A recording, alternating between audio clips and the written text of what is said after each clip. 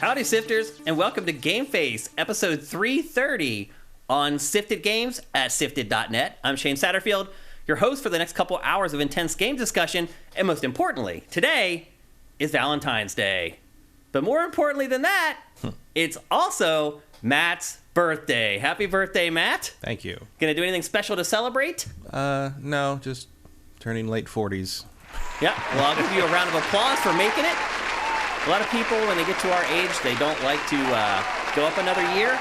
But with all the things that have happened with my friends over the last 10 years, I am just thankful to make it to another year because a lot of people don't make it. So yeah, I'll always take another year. Me too. Yeah, a lot of people complain, oh, I don't want to get old, I don't want to do this, I don't want to do that. Beats the alternative. Yep, it sure does. And obviously one of my best friends just passed here in the last couple weeks and puts it all in perspective for me as well. So happy birthday, Matt. I hope you have a great day.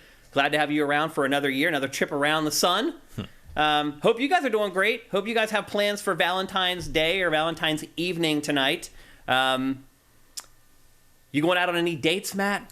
No, I'm staying in on this one. I learned long ago to not go out on my birthday. I am just preparing right now for it to take me about an hour and a half to get home from here. Yeah, it's going to be, well, at least you're going against the commute. Valentine's Day, just so you know, is literally the worst traffic day of the year in Los Angeles. Certainly in the evening, a nightmare. The whole city is just gridlocked. You can't get anywhere. And by the time I wrap everything up here... Trying to get to the reservations that people made 3 months ago. Yeah. Yeah, and I'm like you. I don't even go out for Valentine's Day anymore because it's just a total cluster. Mm-hmm. There's just people everywhere. All the restaurants are like prefix where you have to spend $150 per plate for food that you may not even like. It's the only way they can handle the crowd. Yeah. It's amazing. Yep. Like, do it once in LA to see why you should never do it, basically. Yeah, so I'll be kicking it. Usually what my wife and I do is we go out the following weekend and have a nice dinner to celebrate Valentine's Day. That's exactly what we're going to do tonight. So probably where you guys live, it's easy to go out. San Francisco is kind of like this too, though. Yeah, I mean, cities are like that. Yeah. But for you guys, probably a lot of the places you're going, not a big deal. And I hope your Valentine's Day is great. Hope you have a significant other to celebrate it with. And if you don't, I hope that you find one if that's what you want to do. Also, I would recommend our sponsor, LS Cream, for this evening. Head to your favorite libation spot, head to a Bevmo or whatever, pick up a bottle of LS Cream, and grease the wheels for an awesome Valentine's evening. And you can find, if you're looking for a store locator to figure out where you can go pick it up, go to creamls.com. It'll tell you any liquor stores in your immediate area where you can go and pick it up. I highly recommend it. Let's see.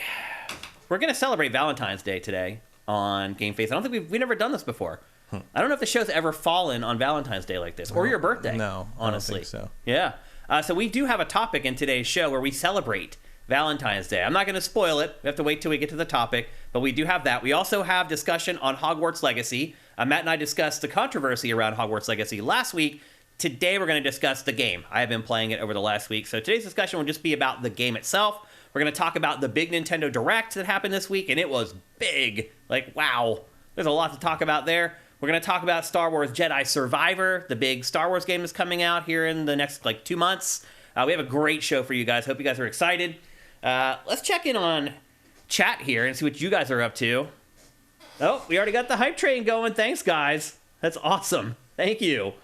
Congrim, Burger King has 2 chicken sandwich meals for $7.99. Just saying. Ellis Cream in the jacuzzi. Yep. A lot of happy birthday wishes for you, Matt. Look at that. That's awesome. Yeah, lots of them. Well, that's great. That's really good to see. And lots of Twitch Prime, too. Too quick Capri, will you be my Valentine? Absolutely. Eric Cartman has play more New Order, Shane. He's talking about the pre-show music that we play waiting for the stream to start. I played some New Order today. I tried to play songs that are related to Valentine's Day before the show today, and I played New Order Love Less, I believe, was one of the songs. Let's see. Glottis021, Johnny Hurricane, thank you for Twitch Prime. Asking if I'm playing Wild Hearts. I just got review code this morning for Wild Hearts, so I will be... Matt also still got review code. I don't know if he's going to play it or not, but if he is, we'll all play together. Talica 1981, thank you. Shane A28, thank you. What else? Who else we got here for Twitch Prime? Andy T. Monahan, thank you for subscribing. Lots and lots of happy birthday stuff. Old is a state of mind. I agree with you, Eric Cartmenez. And there's Eric saying hello to Luna as well. Is that it? Toast9, thank you for Twitch Prime. And I think that's it. Okay. Got some housekeeping today. Not as much as the last two episodes. Our last two episodes, our housekeeping has been like 40 minutes long. So we're going to try to keep it a little bit shorter, because the other thing, too, that you guys don't realize is that we've actually cut a topic off the end of GameFace the last 3 episodes in a row. And we have a longer rundown than we've been able to get to. So I'm going to try to get to everything that's supposed to be in the show today, because I do all the pre-production work for those topics, and we end up not using them. So I'm going to try to get to all of them today. But before we get going, there's a couple smaller stories that aren't really worthy of full topics. First of all, EA struck a deal with the English Premier League this week, Matt. Obviously, now that they're about to lose the FIFA license, or willingly giving up the FIFA license, they're looking for new organizations to partner with, and it looks like it has found the English Premier League willing to do business. That's probably about as good of a license as EA could get, aside from the FIFA license right now. My guess is it'll probably keep securing licenses like this for individual leagues, instead of just getting the big overarching FIFA license. And it's important. You know, FIFA's a big game, and people care about the authenticity, and they care about having real players in the game. And it looks like EA is going to secure that one way or another. I do wonder if it's almost kind of like the cutting the cord thing, Matt, where at first it's like a good deal, but then you keep paying for all these little like $10, $13, and then you end up paying more for like cutting the cord than you were paying in cable. I do wonder if EA could get in a place where it's spending more for licenses because it's doing them piecemeal instead of just buying that one big FIFA license. I don't know. I'm guessing they're smart and they figured that out before they decided to say bye-bye to FIFA. I don't know. But it'll be interesting to see how that all shakes out. But if you're a big FIFA player and you're really into EA's soccer game, EA's football game, this is good news. The English Premier League will be in the game. Also this week, PlayStation unboxed PlayStation VR 2, put out a really long video of the unboxing. I guess the one thing that I learned from it is that unlike the first PlayStation VR, they have designed the box to put your stuff back in it very easily.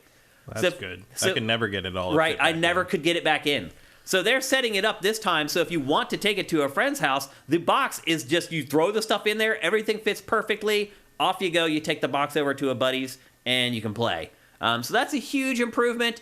Otherwise, I'm just going to skim through this real quick so you guys can just get the gist of what everything was in here. Otherwise, it's just a typical unboxing video. If you want to watch this whole thing, it is curated to sifted right now. You can go and check it out. No real surprises or anything like that. It just shows you that they have the final packaging ready, and there are production units that they're able to show off in this video. So looks like no delays for PlayStation VR 2. It will be coming out, in about 10 days, 9 days? Not even, 8 days. Yeah, 8 days. Yeah. 22nd. Yep. So it's coming really soon. And then finally, Remedy announced that Alan Wake 2 is in a playable state already. Now, oh, good. Now, there are rumors that it was going to come out this year. Clearly not. Yeah. If they're telling people it's playable right now, that means that it's still a ways away. To me, this is a sign that Alan Wake... You're basically around alpha at that point. To me, this is a sign that Alan Wake 2 is not coming out in 2023. No, not a chance. Remedy also stated that... Maybe see it Halloween 2024 if we're lucky. Yeah, that sounds about right. And then Remedy also stated that the Max Payne remake has barely been started. Yeah. So count on that in 2026, maybe. That's what I guess. By that time, somewhere in there, I imagine there's new Control content. That may be, yeah. By that time, I mean, I don't know. I wonder if people will care. I mean, I would say that's already a question. Yeah, because when was the last Max Payne? What year? 2010? Something like that. I mean, G4 still existed, so it was a while ago. A long time. That was Rockstar. I mean, that's Rockstar in general. It's crazy how it's letting so much of its IP just die. There's just so many. There's so many franchises it has. It was funny, too. We shot Pactor on Friday. And one of the questions that he got around to talking about Rockstar, and he started rifling off all the Rockstar franchises. It used to come out like every year and a half or every 2 years that have all sat dormant for like 15 years. I know Pactor's still waiting for that Midnight Club. He mentions it again.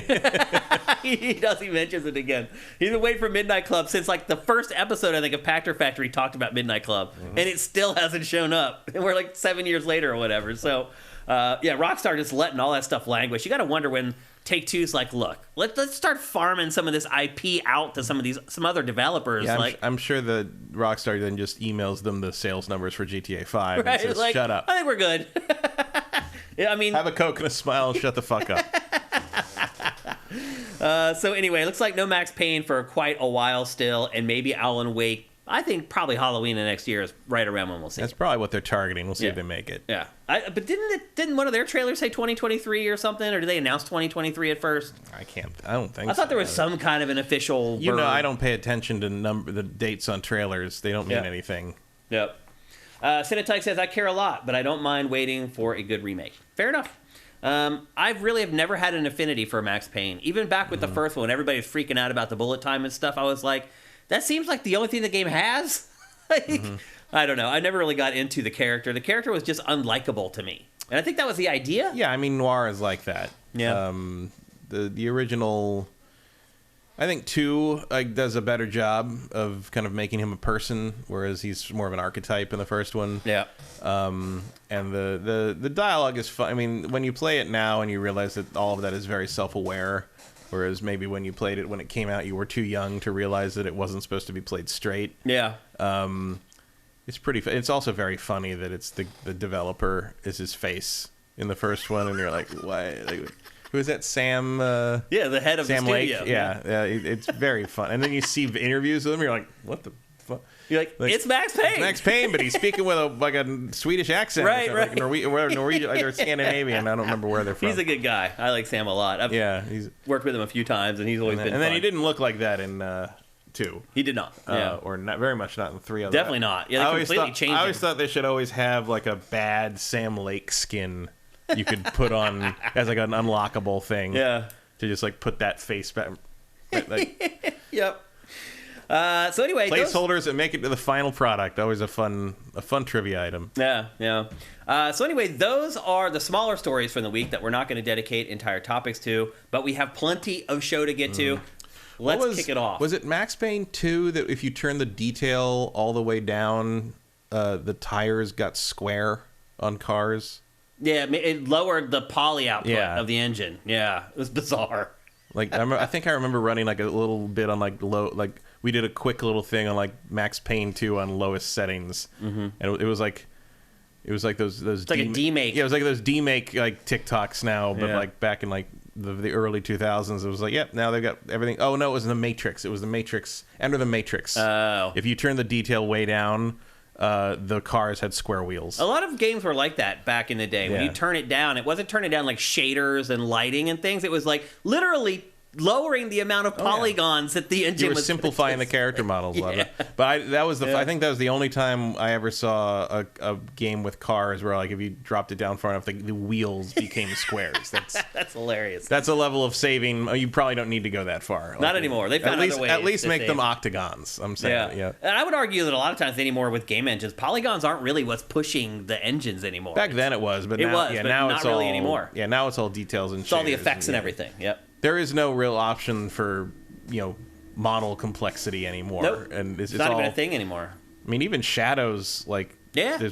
Shadows used to be the whole thing. Turn shadows off. You'll get all those frames back. It's like, now it's like, no, shadows are on, but you can make them medium if you want, I'll say this, though. Shadows have become something that I look at really closely when I'm looking at next-gen games that run on PS4 and PS5. A lot of times those games, their shadows are still, like, step-stared. Well, shadows are hard and expensive. The games that are built specifically for next-gen, their shadows, the edges are, like, razor-sharp, and, you can tell. There's definitely a difference. Yeah. And they struck, it's hard to, like, the shadows of the foliage in Witcher 3 is one of the big problems on the PC version. Yeah. Like, they pop in when Geralt's like 5 feet away, and like they put another patch up. They're still working on it, but it's bizarre. Yeah. And then of course they accidentally added genitals in this past one. I don't know if you saw that. I did not see that. The latest patch for the Witch. I think it was just the PC version, but the initial report was that it added realistic-looking vaginas to a bunch of characters. If you look into it further, and I talked to some of my developer friends, it turns out what really happened is someone at CD Projekt Red apparently had what is a mod called Monster Vaginas, or Realistic Monster Vaginas, which gives realistic looking genitals to the female monsters in the game, and they must have had that on one of their builds they're working on and accidentally scooped it into the update. It's like an update you can download like Nexus mods or whatever apparently, and like I guess it got scooped into the update, and so it updated everybody's copy of the game with that. And I was like, "What is this?" Wow! And Did they rescind it? Did they roll it back? They're gonna like do some kind of update that removes it from. But that's very funny. Yeah. So someone's having a good time at work over there, apparently. It's about time. They've had a couple rough years over there, so yeah, it's been. I can kind of understand it. Okay, well, with that, it's time to kick off the show proper. GameFace 330 is here. It's time. We're going to talk about undoubtedly the biggest game release, and not even just the biggest game release, just the biggest story from the last couple weeks: Hogwarts Legacy. Last week we talked about the cultural controversy around it. We're not going to really discuss that this week because we talked about it for like 90 minutes last week. This week, we're just going to talk about the actual game itself. Matt, you have not played it. No. I have been playing it all week long. So this discussion might also be a little shorter than some of our other game discussions because obviously when Matt has something to add, it adds to the length of it. So it could be as long as typical. I guess the first thing that I'll just say off the top is this game is amazing. It really is. Like, it is legitimately Game of the Year caliber. I'm not exaggerating. It has blown my mind over and over and over again. Today, as I was just leaving, I'm like, I better check the Metacritic to see where the game is at. It is sitting at an 84 now. So it's gone from an 8.7 last week to an 8.4. And that, to me, having now played this game, is ludicrous. It is ludicrous. It's a Game of the Year contender, undoubtedly. And I have a feeling that a lot of the people I saw some people giving it a 7 and a 6. Man, I don't know how they got there. I really, really don't. I would struggle to see how someone could score this game that low. Now, a lot of the reviews do mention the cultural angles on this stuff. I've been surprised by that. I thought, obviously you can have your opinion, whatever you want. I'm surprised that so many critics decided to factor that into the score of the game. And again, they can do what they want. It's their editorial. As I said on last week's show, that's not something I would ever do. I just review the game. And I have been loving the living hell out of this game.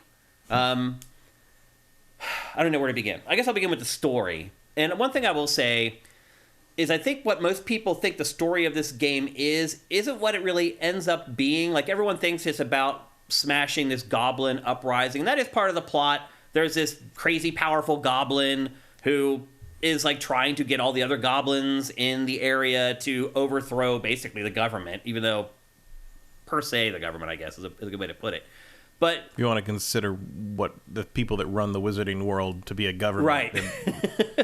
Authority in this world is pretty stupid most of the time. What happens though for the first? I'm about 25 or 26 hours into it at this point. What happens for the first like 15 to 20 hours though is that bad goblin just shows up here and there. There'll be a cutscene and he'll show up. He'll like zap you with a couple things of magic and then he disappears. And then 3 hours later he shows up again in another cutscene. The real story to me in this game is being a student at Hogwarts. That's the hook that you.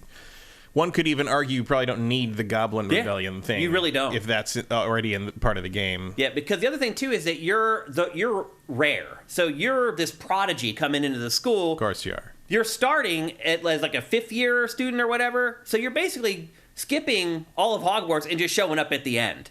So you're this person who has this ability, they believe, to cast this special kind of magic that no one else has ever been able to, or not ever, but they haven't had anyone around who's been able to cast this special type of magic. So you're this person who gets taken under the wing of like all the professors. And they don't play up the jealousy angle as much as they probably should in the plot, as far as the other students being like, why is this guy who just showed up getting like all the private studies and these private lessons with all the professors and things like that? They don't really go down that route. But again, as somebody who's not a huge fan of Harry Potter, I've watched the movies. I've never read a single book. I know what the aesthetics of the IP is, but I don't really know like the details of it, like the minutia. This thing takes place so far before anything else, anything she's written about it that you don't. It doesn't relate, but there isn't really a lot of information before this game about what was happening in 1899. Yeah. You know? So I know enough about the IP to know whether it nails the IP, and oh my god. Yeah, it's a little weird in that, like, even people I know who've been playing it who liked it are like, if you didn't tell me this takes place when it takes place, I would have thought it was just now. Yeah, I wouldn't be able to tell. I mean, because it just nails like you just can't have everything. Basically, it takes place when it takes place because otherwise you're bumping up against known story bits. Yeah, because you'd be like, oh, where's Grindelwald? Where's like one of the professors is Mrs. Weasley, so they seed the game with familiar terms. So people like me who have only watched the movies and aren't crazy Potter fans or whatever.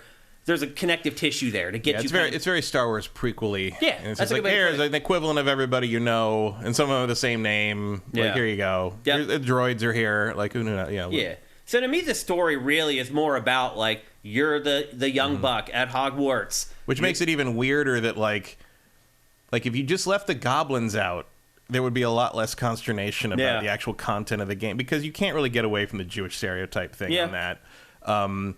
And it's like it's funny that like that is like sort of weirdly misunderstood because it's like when people pointed that out about the goblins in the books and the movies, no one was saying like burn the books and the movies. Right. They were sort of saying like, hey, this thing you consume, that's part of it, and you should be aware of that. Just like be aware of the ingredients of your entertainment. And one of the things you could do when someone points that out about your major multi-billion-dollar franchise is, hey, maybe we should alter that a little bit. Maybe we should tweak that so people can't make the comparison anymore, and we're in the clear on that kind of thing. But they just kind of double down on that. The goblin design looks very different when you don't make them green. Yeah, I can see that actually. And like it's just a strange lack of reaction to sort of a pretty. And look, to be clear, I don't think that was the intent. Putting the goblins into the book like that. I think that goblins just come from a tradition where they are inspired by those stereotypes and prejudices and things, and we don't think about that really now. Like if you're not Jewish and raised like kind of be aware of those things, like a lot of us just think of them as the weird little creatures. There's weird little creatures from folklore and D&D but they all have that weird. They all come from that same tradition, and like you could tweak that, and no one could ever make that complaint again. But they just don't. It's weird to me. And then like to put that in to this game when you've got a whole wide world to play with in that regard, it's a strange choice. It's interesting that they didn't tweak it after the feedback. Yeah, because people brought that up like way long it seems like that should have been changed by now for sure. So anyway, but the good news is that's not really a big focal point of the plot. It really is about you just being this new person to the school and making friends and meeting all the professors and going through all your classes. They do a really good job of making the classes fun. You always learn like a new spell when you go to class, and it's not like you sit down. It's not like Persona, like where class was like this annoying thing that you had to do. Like I look forward to the class. Or it wasn't even a thing. It was just like one shot, and if you're lucky, you answer a trivia question, and then it moves on to whatever you're doing. This, you show up. There's some fun banter back and forth between the students and the teacher. The teacher teaches you a new spell. You then practice the spell in the class, and then that's it. And then you go off. It's very. It's very streamlined. Right. It's what you want from a Hogwarts thing. Yeah, you don't want to sit in a classroom and learn all this minutiae. Which is doubly weird when, like, in the books, in the movies, where it's like, Harry doesn't want to go to... I'm like, dude, today you're learning how to throw fireballs. Yes. Why are you not interested in school? Like, it's like... It's not spelling, bro. Very strange. Like, by a certain point, you're like... I mean, I know you don't think about it, but Harry's kind of like a dumb jock. Yeah. Like, in the end, he just wants to ride his broom and catch snitches and call it a day. And I'm like, bro, like, some of us would have killed a human being to be in that potion class. Exactly. Like, Yep. And that's the other thing, too. You go to potion class and all the different disciplines that you know from Harry Potter. All that happens, and they make it fun and exciting. There is kind of a morality system in the game, but so a lot of times you get to make decisions, and it's very obvious, like, this is the decision you make if you're a good person. This is the decision you make if you're not afraid of getting in trouble or whatever. I have yet to see a ton of payoff. I've seen some subtle like differences. Like if you decide to, for example, one of the early decisions you make is to sneak into the library and go into this forbidden area of the library and look for something that you need to find.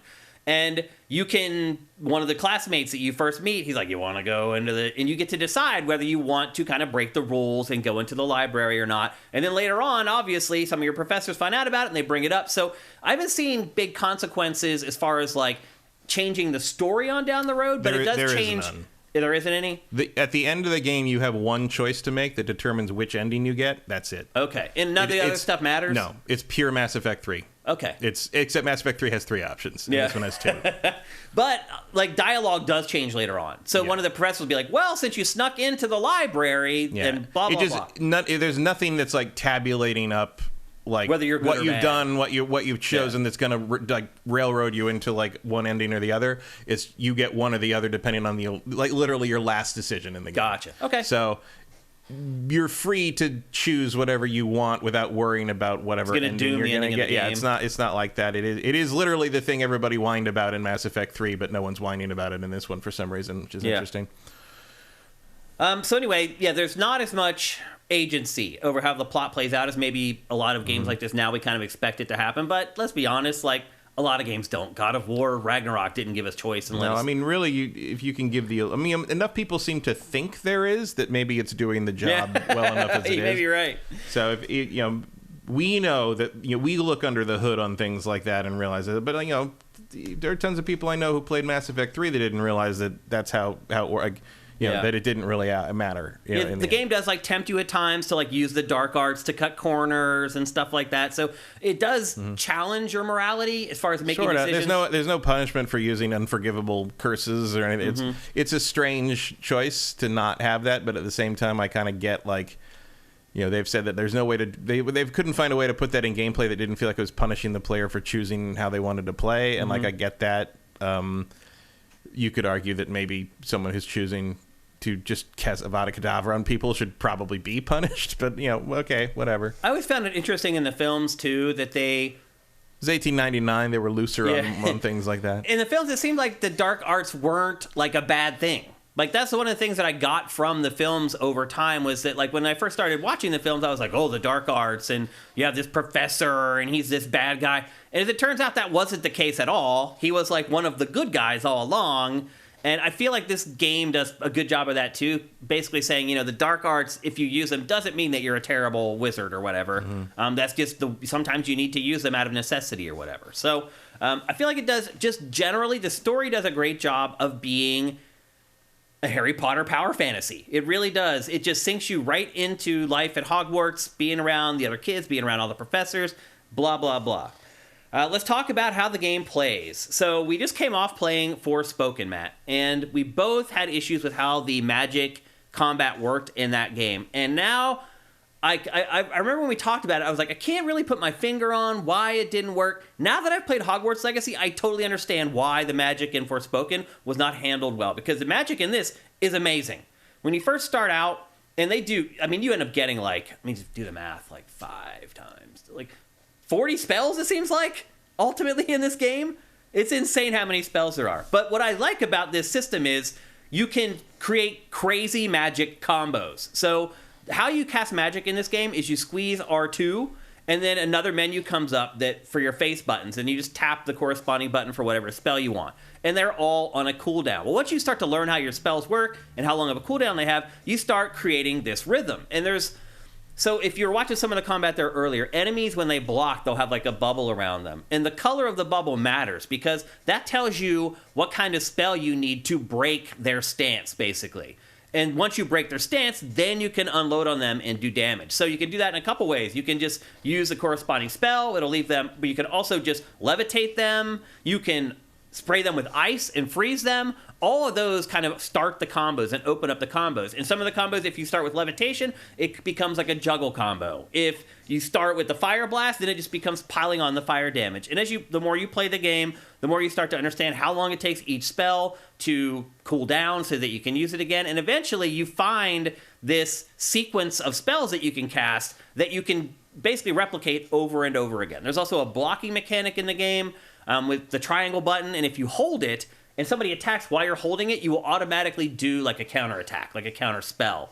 And the animation for all of this is amazing. Like the way that they link like all the wave wanding and the spell casting all together to create these combos, awesome. Like nothing looks awkward. Like I remember the older Harry Potter games, you always had to stand still while you would cast a spell. In this, you're like dodging, you're rolling, but always like planting your feet, casting the spell. A big part of it is learning how long it takes to cast each spell because you're vulnerable while you're doing it. So there's all this strategy that goes into the combat, and it makes the combat just fun. It is the best real-time magic system I've ever used in a video game. That's probably the best way I can sum it up. They've nailed it. And I can't even really think of any tweaks or changes that they really need to make if they were to do a sequel for this game. And I don't know, who knows what's going to happen, because this game has just been so topsy-turvy with all the... Well, it doesn't matter. It's going to be one of the top sellers of the year. You think it still will be? It's the second biggest single-player launch in Steam history. Wow.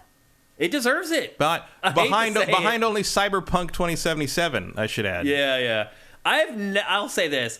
I have never begrudgingly loved a game like this, where I've like have in the back of my mind, like I wouldn't say I was thinking I don't want to like this, but there's a little bit of like, I guess I'd put it this way. I did not give this game the benefit of the doubt. Mm-hmm. Like I wasn't saying... Well, I would not say that, even if you leave all the controversy aside, external from it, there was no reason to think that these developers had that in them. I know.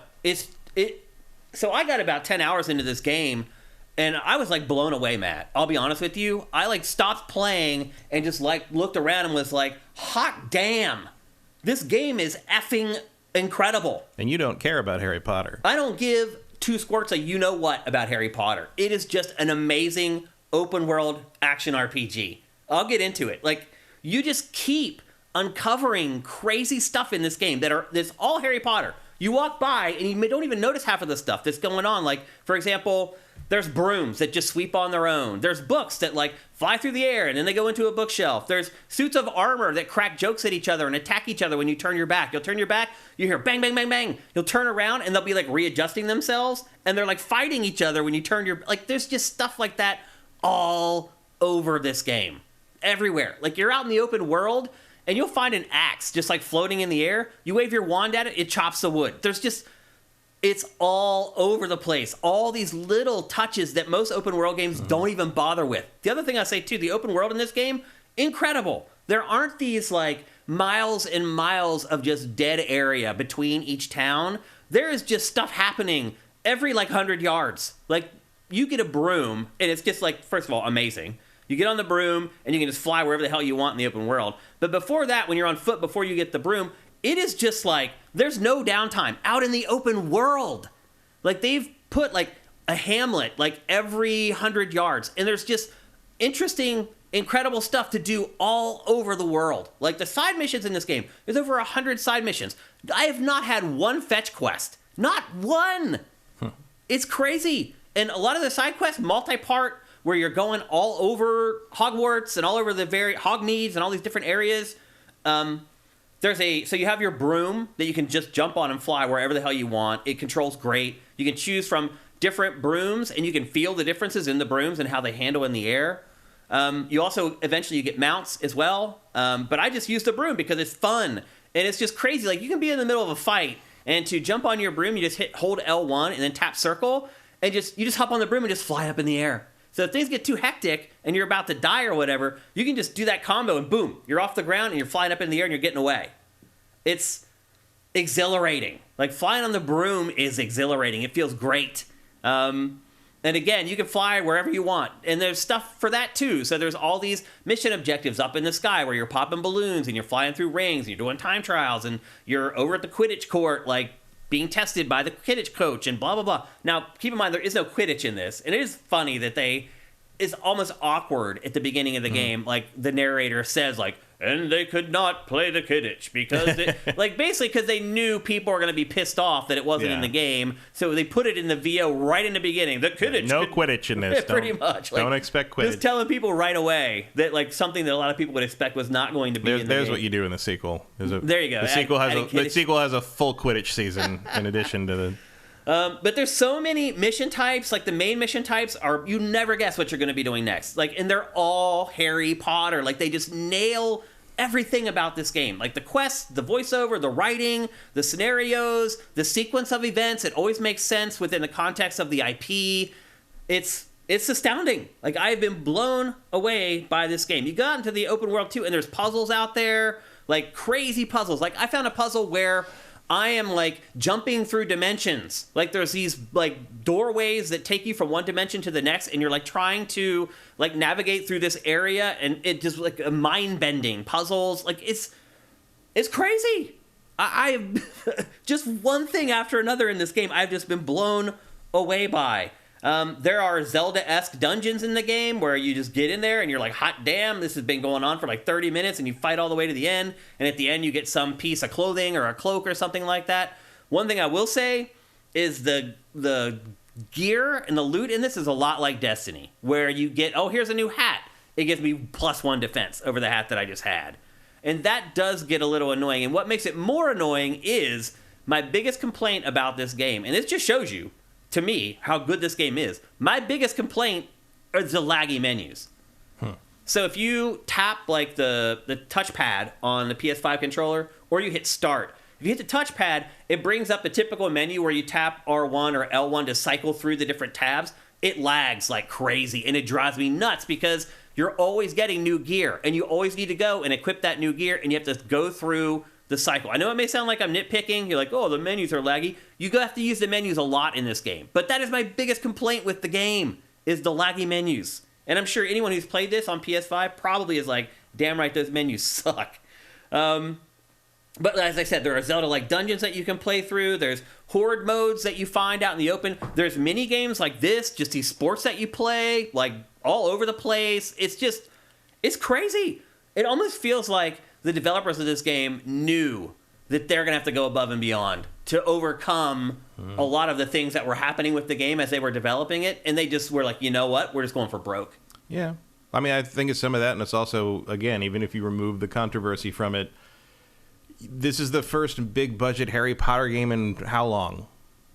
Ever. 10 I don't years? think EA even really spent a ton of money on I mean, those games. but like EA was making what we would have considered AAA movie tie-in games at the time. Yeah. I mean, they were as good as movie license games were going to be, basically. But like, you know, I mean, they formed a new studio. I mean, Portkey Games exists basically for this and the mobile stuff before that. But like, you know, this is their first return to consoles in forever, and it's like you gotta make that big or go home. Like, if you churn out something mediocre, and like even if you didn't have the controversy over it, everybody just be like, oh, why are you trying to get $70 out of me for this garbage? Like, you know, even if you leave rolling out of the equation, the heat was on for this one. Like you had to justify why you were coming back to consoles with Harry Potter for this. Yeah, and it sounds like they did. Oh, they have. Absolutely, they have. I saw someone in chat saying some of the gear is ugly as hell. You're right, because you're getting gear like constantly, and so I'm guessing they just ran out of stuff to be able to design. But the other thing too is that your character doesn't have to wear what you're wearing. You can get the stats of what you're wearing while choosing cosmetically what you want to display on your character. So, Kevin, that's actually kind of a non-issue when you really think about it. Took Cyberpunk 1.5 years to do that. Yeah, and I don't hate all the gear either. I think some of the gear looks fine. Like That is a terrible cat. Yeah, and there's cats. I have yet to figure out what the cats do, but there are cats everywhere in this game. I think they're just zombies. Cats are the witch thing. You know, cats are everywhere. So you do get this room eventually so this game also has like interior decorating. You get this room that you can decorate however you want, and then you have to buy these workbenches, and like one workbench is to build potions. One workbench is to grow plants that can be used in the potions, or in some cases, some of the plants in this are like weapons. So you get like a mandrake, and that will like scream and like basically stun enemies. You can throw those out, and it'll stun enemies and give you a chance to get the initiative. There's another like a tentacle plant that is a turret, but you have to find the seeds to grow it, and then you have to buy the right table with like the right pot size to actually grow the plant. So there's this whole process that comes into building this room that you have I think it's called like the room of requirement. That's I would imagine. It is the room of requirement. And you can interior design it. You can choose what pictures are on the walls. So you can see there like what he's talking about with like the gear and stuff. That is a hip look you got there. I actually liked some of the times I actually liked some of the stuff that I picked up. So I may have to disagree on some of the gear stuff. When you have this much gear, sure, some of it's going to be ugly. I mean, Destiny has that problem too. It's just the numbers. Like you pick up some super rare thing and it's the ugliest thing in the set, and you're saying, oh, yeah, that was worth grinding for. Yeah. But as long as you have the cosmetic thing, it doesn't really matter. Yeah. Here you can see flying on the broom. The other thing I forgot to mention is you can fly wherever you want, and it's pretty fast, but the fast travel system in this is also incredible. It's almost too much. The fast travel system, when you're on the map, you can choose like the overworld map, or you can choose the towns. And once you choose a town, then you need to select the specific area of Hogwarts that you want to go to. And then within that specific area of the Hogwarts school, there's like 5 fast travel points. So literally in this game, if you don't want to fly on a broom or use mounts at all, you don't have to. You can just use the fast travel system. Once you've found a fast travel point, it's unlocked for the rest of the game, and you can just travel to that point from that point forward. So getting around the open world in this game, it's fun if you do it with the broom or mounts, but it's also really easy if you just want to completely avoid all that stuff. The system is amazing. Again, the freedom of just flying around these areas, Matt, that are just so lovingly crafted. Like, this is just in the open world. I just found this encampment. Look at it. Like, there's not a lot of, like, just dead space in this open world where you're just flying over generic fields or generic forests or whatever. Even if there is a little, like, gaggle of trees, if you jump down on the ground and land and go into that little forest patch, there's enemies in there to fight. The other thing I would say, too, is this is one of those games where every level really matters. So if you come across enemies out in the open world that are even a level or 2 higher than you, good luck. Like, they will whoop that ass. So you have to be really careful when you're flying around. And that's another way that the broom is very handy. You can fly 20 feet off the ground. You can figure out kind of the lay of the land, what kind of enemies are down there before you touch down. So it gives you a little bit of wiggle room to kind of play it safe, I guess, is a good way to put it. There aren't a lot of boss fights in the game. That's another one of my major complaints. And then there is this one boss, like this big troll, that you end up fighting, like, multiple like times, just like slight variants or whatever. But there are tons of like mini bosses in the game, so you're always stumbling across like new enemies and things like that, but there just aren't as many epic boss fights as I would have expected.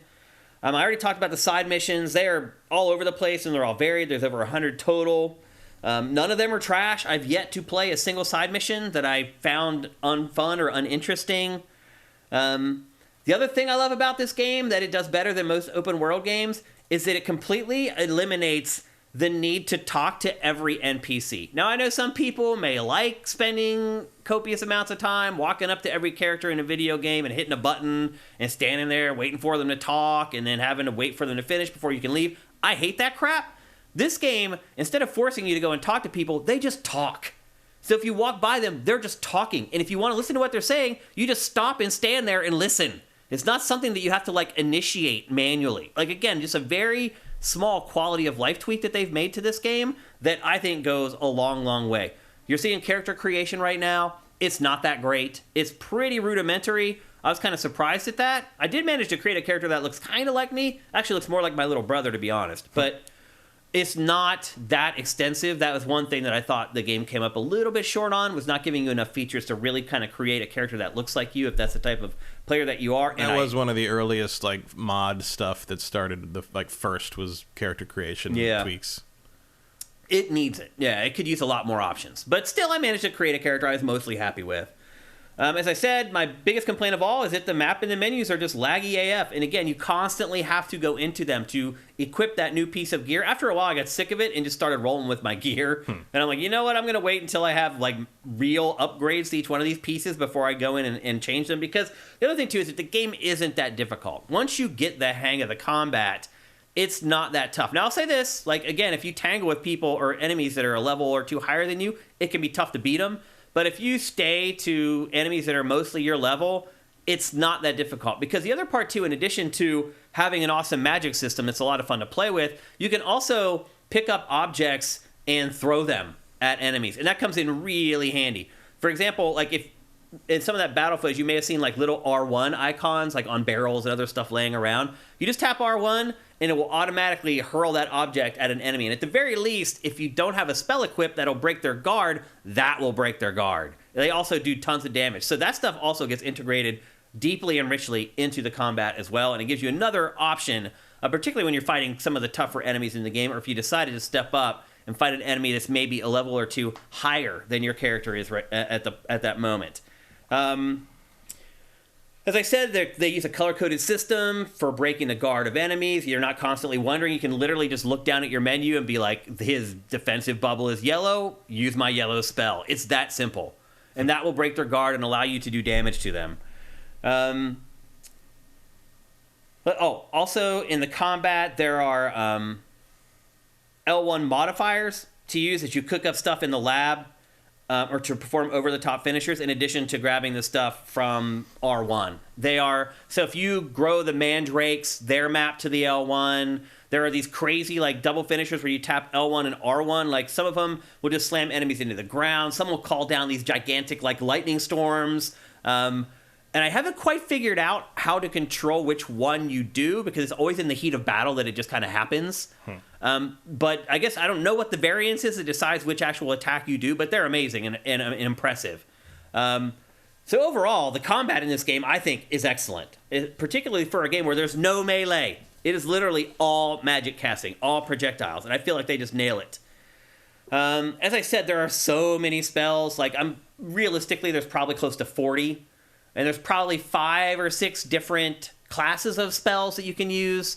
And then there's a couple, like, there's one that's just always mapped to the D-pad. That's a scan, basically. If you tap left on the D-pad, it just scans the area. You're going to be doing that a lot in this game because there's chests and stuff hidden everywhere. And you would be surprised, too. You may find this chest in this little hut, like, kind of off the beaten path, and it will have, like, the best piece of gear that you got in it. So it encourages you to look around and try to find stuff, because it actually could be that piece of gear that jumps you up a couple levels instead of that incremental step up like you get throughout most of the game. The skill trees are worthwhile. They're big and varied. They actually give you spells that you want to use and new attacks that you want to use. They're not just variances, and you see the difference. So, like, one of the things that I improved was, like, my fireball spell, and I was like, whatever, I use the fireball all the time, I'm just going to level it up. Next time I went out in the field and I used it, I used one of the fireball spells on an enemy, and the fire jumped off of that enemy and went over to another enemy and burned another enemy. And I was like, oh my god, that's the upgrade that I just got. Every upgrade is like that. Immediately noticeable stuff that pays a dividend when you're out in the field engaged in combat. Again, the puzzles in the game have been really inventive. I really liked them. The dimension jumping one was definitely the most interesting. But there's also these leaves that you have to collect throughout the game, and you find these little spots throughout the world, and you drop the leaves on the spot, and then that initiates a puzzle right there. And there's 4 or 5 different variations just on that one puzzle type throughout the game. Like, you're never doing the same thing in this game for very long, which I think in an open world game of this size, look, I'm 20 some hours into this game. I am nowhere near the end. I don't know how long it is, but I can tell you, I don't even think I'm probably halfway done with it. It's a gigantic game, and again, I've not been doing the same stuff over and over again. The numbers I've seen is 40 to 50. Oh, really? So I am about halfway, a little more than half then. And I've already got my money's worth. If I had bought this game, I would not feel like I was cheated. I'm not even finished with the game. I'm sure you could do it faster than that, but what I saw was, like, if you're just sort of going through and taking your time, 40 to 50. Because the other thing, too, is that, like, in a lot of these open world games, Matt, I ignore the side missions. Because I'll try a few of them, and I'm like, these are boring as crap. Or it'll just be repetitive and doing the same kind of missions over and over. You get the Far Cry style where it's like, okay, I've done this 5 times and I don't need to do it 15 more times. Yeah. Well, I would, but, like, most people don't. Most people don't. And in this game, it's like every time I try a side mission, it's something different and unique, and it's with characters. Learning from The Witcher 3. It is. Actually, you know what, Matt? I would compare this game a lot to The Witcher 3. And also in just overall quality. Like, it is that effing good.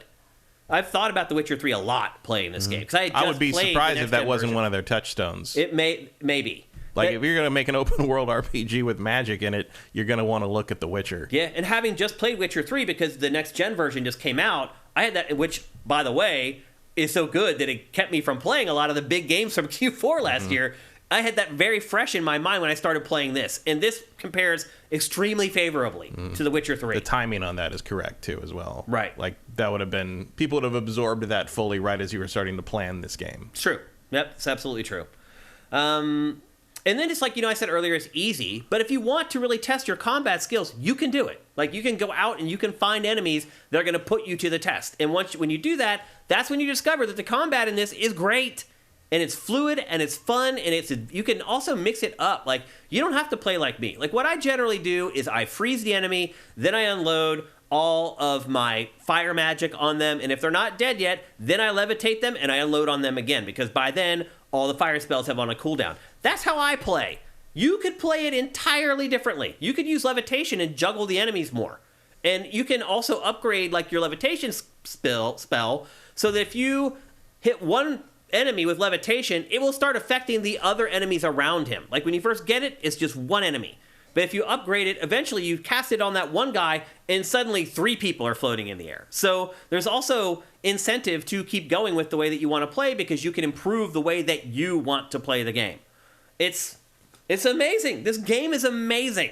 Like, some of these 6s and 7s, I was like, what the hell? Like, I don't know if I've been more surprised by a game since I launched Sifted, Matt, honestly. Like, coming from Portkey Games and Avalanche, who had only done, like, the Toys to Life stuff, I can't believe they made this game. I can't believe it. Like, the open world in this is better than Horizon Forbidden West. It's not even close. Like, when I was talking about, like, games that have, like, these open worlds that are just, like, miles and miles of nothingness, that franchise is kind of like that. And this thing, every 100 yards... Although I do think that's a choice in that game. Yeah, I mean, sure, you can choose to make it that way. I prefer this, where you're not just having these traveling where there's nothing happening. I mean, I think I prefer it in Horizon. I don't think I'd want that style in this. Like, that wouldn't make sense for Harry Potter. Yeah. It's amazing. Harry Potter's not trying to create a sense of loneliness and isolation in a desolate world. I don't think. I mean, maybe if you made a game out of the last movie. The other thing I would say, too, is as this game wears on, it gets darker and more serious. So at first, it's very whimsy.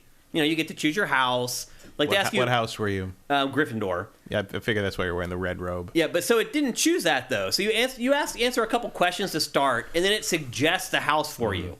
And I think this suggested, like, Slytherin or something for me. I'm like, I'm not going Slytherin. But then let you choose whatever house that you want to. Yeah, I mean, well, it's implied that that's true in the in the universe as well. Yeah. Like, you only see Harry's version, but he has a kind of mental conversation with the hat where he's like, don't put me in Slytherin. He's like, you could be good at it. Okay, Gryffindor. You're like, yeah, I remember that. So theoretically, that's how everybody does it. Yeah.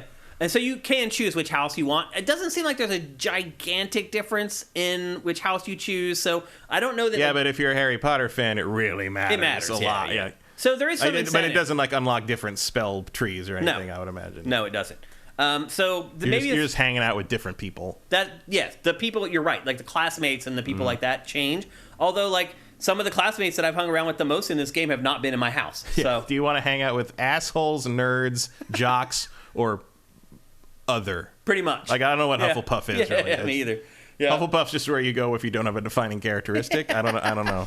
Yeah. So you can play this again and get a little bit more value out of it playing as a different house, but I wouldn't go buy this game thinking that, if I play a Slytherin, it's a completely different experience. It's not. It's not like a replay value thing. No. Yeah. A little vaguely, but not like in very a much. tiny Right, yeah.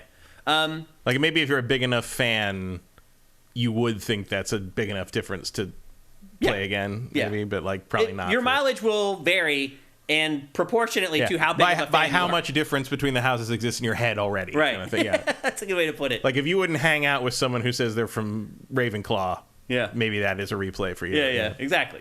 And as I said, the game gets darker and more serious as you go. At first, you're the student, and you're meeting all the other students, and it's like this little, like, high school, whatever, blah, blah, blah. Everyone's having fun, and we're sneaking around Hogwarts, and blah, blah, blah. Eventually, though, you start fighting, like, dark wizards who are good at combat, or just as good at combat as you are, have the same spells that you have. The tone of the game changes. Like, the students that you met at the beginning, who are all smiley and happy, towards the end of the game are starting to do some serious shit, and are like...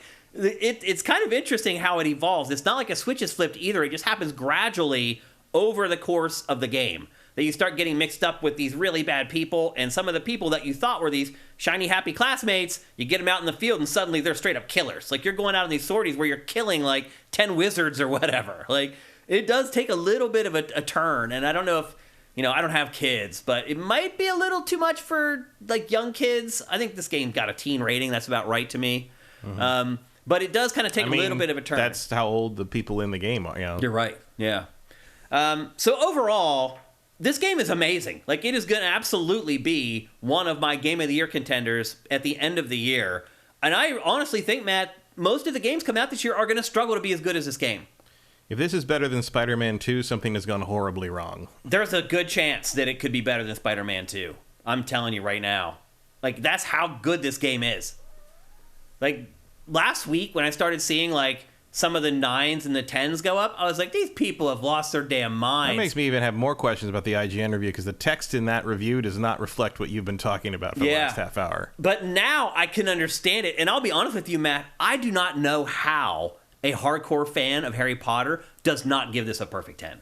Like, I don't know how they did it. It must have been excruciating for them to not give this game a perfect 10. Because it is that good. I don't even care about Harry Potter. And I love this game. And it just nails it. Again, like, every moment there's just something Harry Potter. Like, there's some little thing that's happening in Hogwarts. And Hogwarts is gigantic, by the way. Like, it is so big. There are probably 40 fast travel points just inside Hogwarts. That's how big the school is and how big the building is. And I don't know. Now I looked at that Metacritic of 84. I'm like, that's insane. This game is so much better than an 84. Like, that's not even fair to this game. I'm not saying they're wrong. Maybe they chose a different house and they just didn't like it as much. I'm just telling you. Some of that might just be, because it's interesting. Like, your impressions are interesting because you do not have any emotional attachment to the Harry Potter franchise. And, like, yes, there's the Harry Potter fan, like what you're describing, that would struggle to not give it a 10. But there's also the Harry Potter fan that feels betrayed and like they don't like the franchise anymore. They feel guilty liking the franchise, and they're going to struggle the other direction. Yeah, it's true. So it's an interesting, like the Wired conundrum. review. The Wired review was like a 1 out of 10, and look, I understand. But, like, one of the cons they listed was that the graphics look a couple generations out of date. That's not true. That's nonsense. That's absolutely not true. I mean, I haven't even talked about the graphics in this. Like, how... Like, it looks really good visually. It's freaking mind-blowing. Like, look at how good the robes are. It's insane. Because I've been watching the footage, and I'm just like... one of the things, as a Batman fan, one of the things that I pay attention to with the cloth fabric simulations well, that's not great. But... That's cool though. Look at that. But look at that scene right there, Matt. So, but like when you're looking at like whether the flowing robes or capes of things are clipping through people's arms, I haven't seen any of that in this footage. Watch this. But watch this person tries to look around me, so he bends down to look around me. But it looks like he's clipping through. He was clipping through. Yeah, but still, I'm saying the animation is there for him to go and like get behind you and look around you to try to see where their balls are. Like. The game is just loaded with stuff like that, just all the time. It's just firing off and happening. Again, just being out in the open world and just like stumbling upon this little camp that has like, it's a mining camp, but all the mining equipment is operating on its own. Like some wizard somewhere has cast a spell on this camp, so all the picks, all the buckets, all the wheelbarrows, everything is just operating all on its own like it's magic. And you just run across this stuff all the time. Like, I don't like Harry Potter. This game has made me like Harry Potter more. Seriously. Like my question, I mean, I wonder, I would be curious about how well it makes the world hang together, because the world of Harry Potter doesn't hang together. So I wonder how much like duct tape and glue they managed to come up with on this to make it. Also, you're dealing with a different time, so you don't have to deal with some of the nitpicky things. Yeah. My main question, as someone who's not, I mean, I know Harry Potter. I read the books at the time. Like, I'm aware of it. I know things because I remember things from what I read and watch. It's not like I care about Harry Potter really beyond that. Yeah. My question when I look at this and hear you talk was like, where's the Star Wars game equivalent of this? I know. Why don't where's the Marvel game equivalent? Why is this the only one that seems to have gotten it? And how did these studios do this? Yeah, that's a good question. This is what blows my mind more than anything. How did the studios that make this game do this out of nowhere? I mean, maybe they just had the time and the money finally. I almost feel like some of these studios who have been making games like this for so long have fallen into patterns and bad habits. It might be that like you're looking at a company that, I mean, Avalanche has been around forever. But they just never made games like this. No, but also they were never given a chance. Yeah. Like, I mean, I will always go to bat for the developer who's trying another genre. I know you're skeptical about Fable because it's coming from a racing game developer, but I am not. Like, I don't think that's a barrier at all. I think you're looking at, you could be looking at a Horizon situation where Guerrilla Games was stuck making these mediocre first-person shooters for however many years, and they had a really good open-world RPG in their back pocket in the end. Yep. So, you don't know when all these guys are slaving away on Disney Infinity for all that time. They're designing levels. They're figuring out ways to get around, to cram an entire IP into one like kind of open area. Like like that's that was good kind of good practice for this sort of thing. For sure. You know? Yep. Yep. And then now you've got these guys that maybe it was a situation where it's like now all of a sudden they're unleashed with enough time and budget to sort of realize all these, like you say, there's probably some Witcher. There's no way you're not making games like Disney Infinity and looking at a game like Witcher 3 and being like, man, we could do that. Yeah. And but I feel like these studios, because they hadn't made also, one I'm before, not clear on the division of labor between Avalanche and Portkey. Me either. Portkey, I thought, was more of a sort of supervisor. It is. It is like the studio that was created just for this. Yeah, just to like shepherd Harry Potter. It's like a LucasArts kind of thing. That's a good way to put it. Yep. And it appears that Avalanche did the actual developing. The building of the levels. That's what I would the assume. Character models, that type of stuff. Mm-hmm. Regardless, it's a great match. They've done an amazing job. How could anybody look at that, Matt, and say this game looks too generations I don't know. old? I mean, you know that I am not interested in giving my money to this woman through any means, even this one. Yeah. But like, I don't see how you look at this game and not think, yeah, that's a next gen game. Yeah. Like this is. It's amazing. You could not do this on the previous Hell systems. no. There's no way. It's insane. But anyway, I am enjoying the hell out of this game. I am like blown away by it. I just can't believe how good it is. I really can't. Again, like I got to like the 15-hour mark and I just put the controller down and I was like, damn, this game is like next level. I never ever would have guessed it. Like, and I didn't read really any of the reviews before I started playing it. I had looked at the Metacritic average last week before we did the show, just to use it as a frame of reference. But I hadn't read like any of the reviews. I had seen some of the scores because I went and looked at Metacritic and I saw like the rundown of like the scores and saw that some people had given it like 5s and 6s or whatever. But I had not read any of the reviews to see what any of their complaints were. I don't know. I haven't read too many. I mean, I guess if you really hate open world games, here's your test. I guess. Like if there are people that just hate those things. I don't get it. I don't get it. Like this scene in particular is appealing to me. Like flying around and finding stuff to kill is kind of my bread and butter. I mean, this is a wet dream for that, Matt. Because again, everywhere you go, you never have to fly very far before you find a spot like this.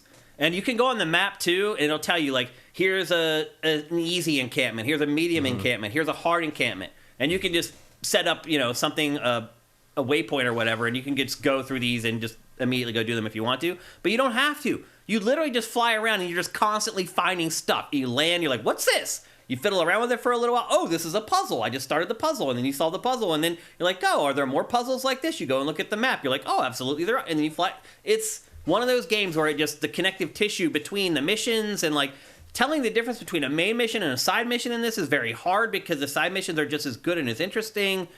It's just great. It's a great game. One of the biggest surprises that I can remember since Sifted launched like 8 years ago. I've been blown away by this game in almost every way.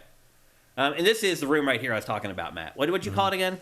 The Room of Requirement. Yeah, this is the Room of Requirement here. But in the lore, the Room of Requirement is a thing that you find in Hogwarts, and basically it's whatever you need it to be. Yep, that's how they couch it in this as well. Also, eventually that's the room that the Harry Potter and their anti-Voldemort team like meet to like practice their offensive, like their attacking spells and stuff. Gotcha. When they're not allowed to do that. And eventually there's animals that you're raising in there. It's like a little mini zoo. So you're like doing that. You're mixing up spells. You're growing plants. And you're decorating it all. You can like there's the little beats living in the dorm. Yeah, the little dude. You can tell him to just give one of like 6 themes. All right, you get your own slave. That's cool. Yeah, pretty much. Great. Yeah.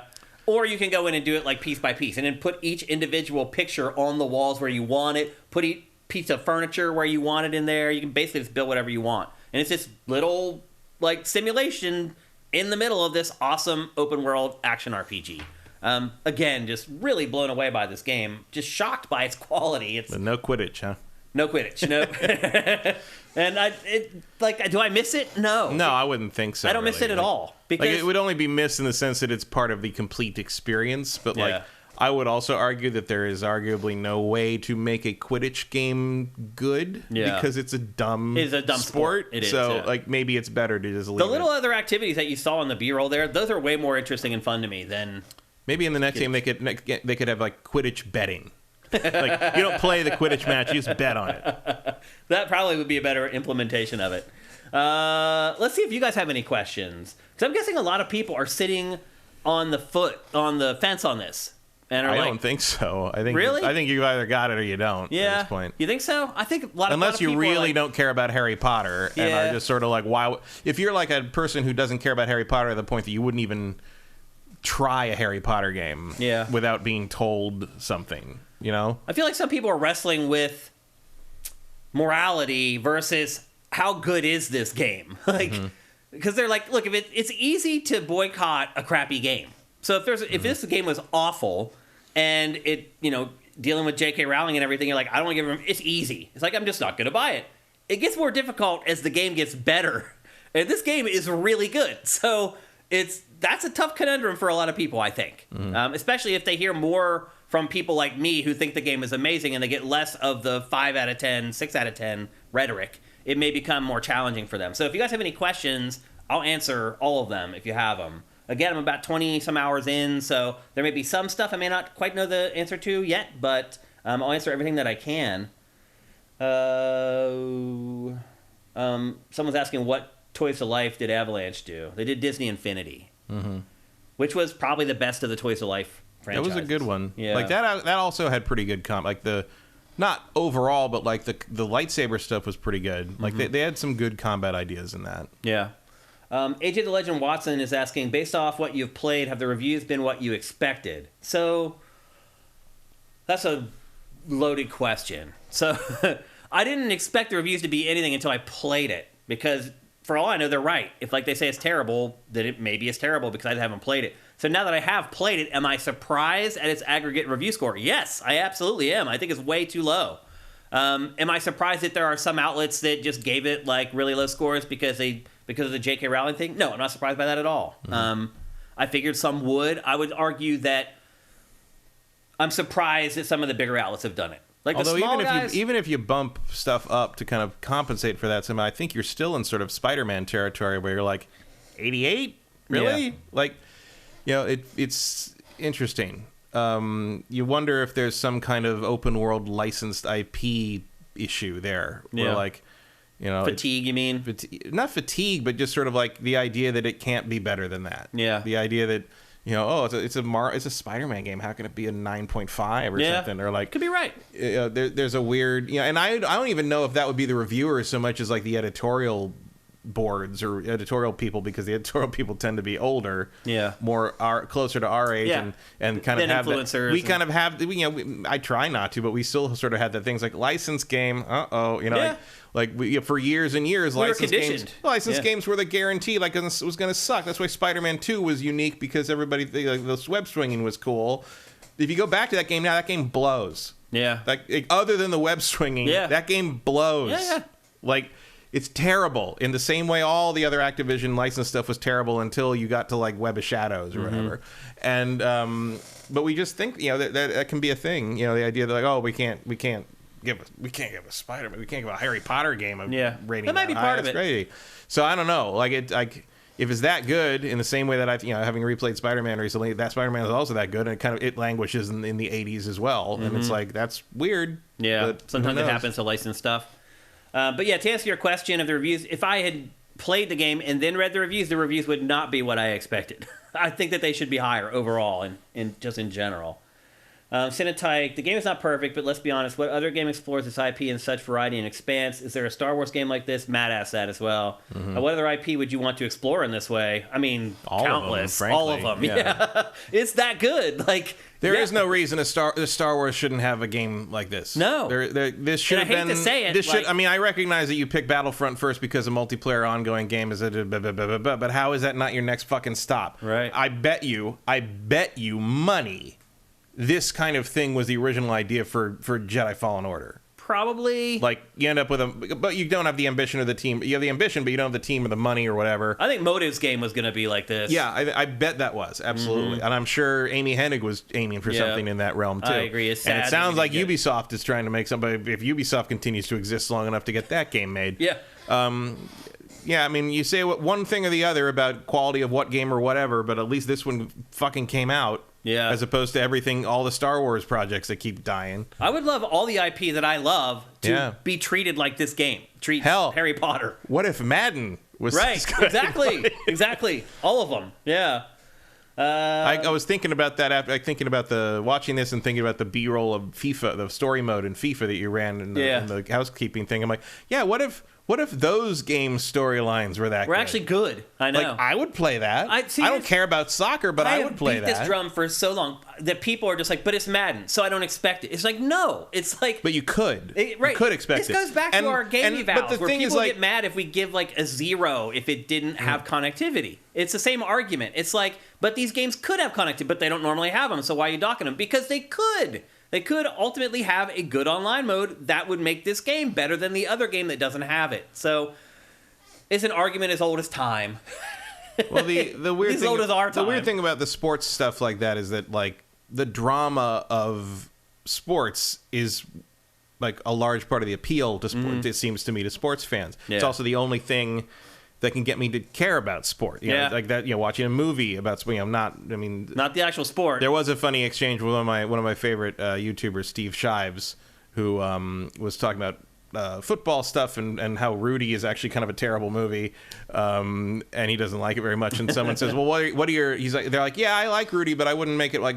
Someone's like, probably wouldn't make my top 10 football movies. What are some of your favorite football movies? And Steve Shive says, "You realize that asking me that is like asking me about my top 10 favorite times I've been stuck in traffic." Like there are no favorites. It's just not But like, if you make a solid sports movie that like that really captures the drama of sports or the appeal of it, like I think like Field of Dreams does. It doesn't, you don't get a great baseball game finale in that, like The Natural or something. But if video games about those sports could capture that, and doesn't even have to tie, you'd still have the normal season mode franchise. But if you put in like a story-driven thing that really captures what people love about the drama and human element of the sport, like I don't see how that doesn't elevate and give you some. If you get people talking about it the way people would be talking about this or a Spider-Man or a Star Wars game equivalent, like I don't, I would play that. There's no reason why it doesn't exist. I haven't bought a Madden game since the 90s, but I would play that. No question. But I bet if you ask EA why they haven't done it, they'll be like, because people don't expect that. Why would they want that in a Madden game? No, I think if you ask EA that, you just get. How did you find us? We've been hiding for years. No one knows where we are. Sneaky saying 84 is not a good score. I mean, it's an okay score. I just personally believe it deserves much higher. I think other games that are 84 are not as good as this game. If we use the whole scale, it would be a great score. Oh, yeah. But absolutely. we do not. But we don't. Yeah. Games become bad at 70. Yeah. We know that. Yep. That Wire review is unacceptable. Yeah. It's a pretty silly...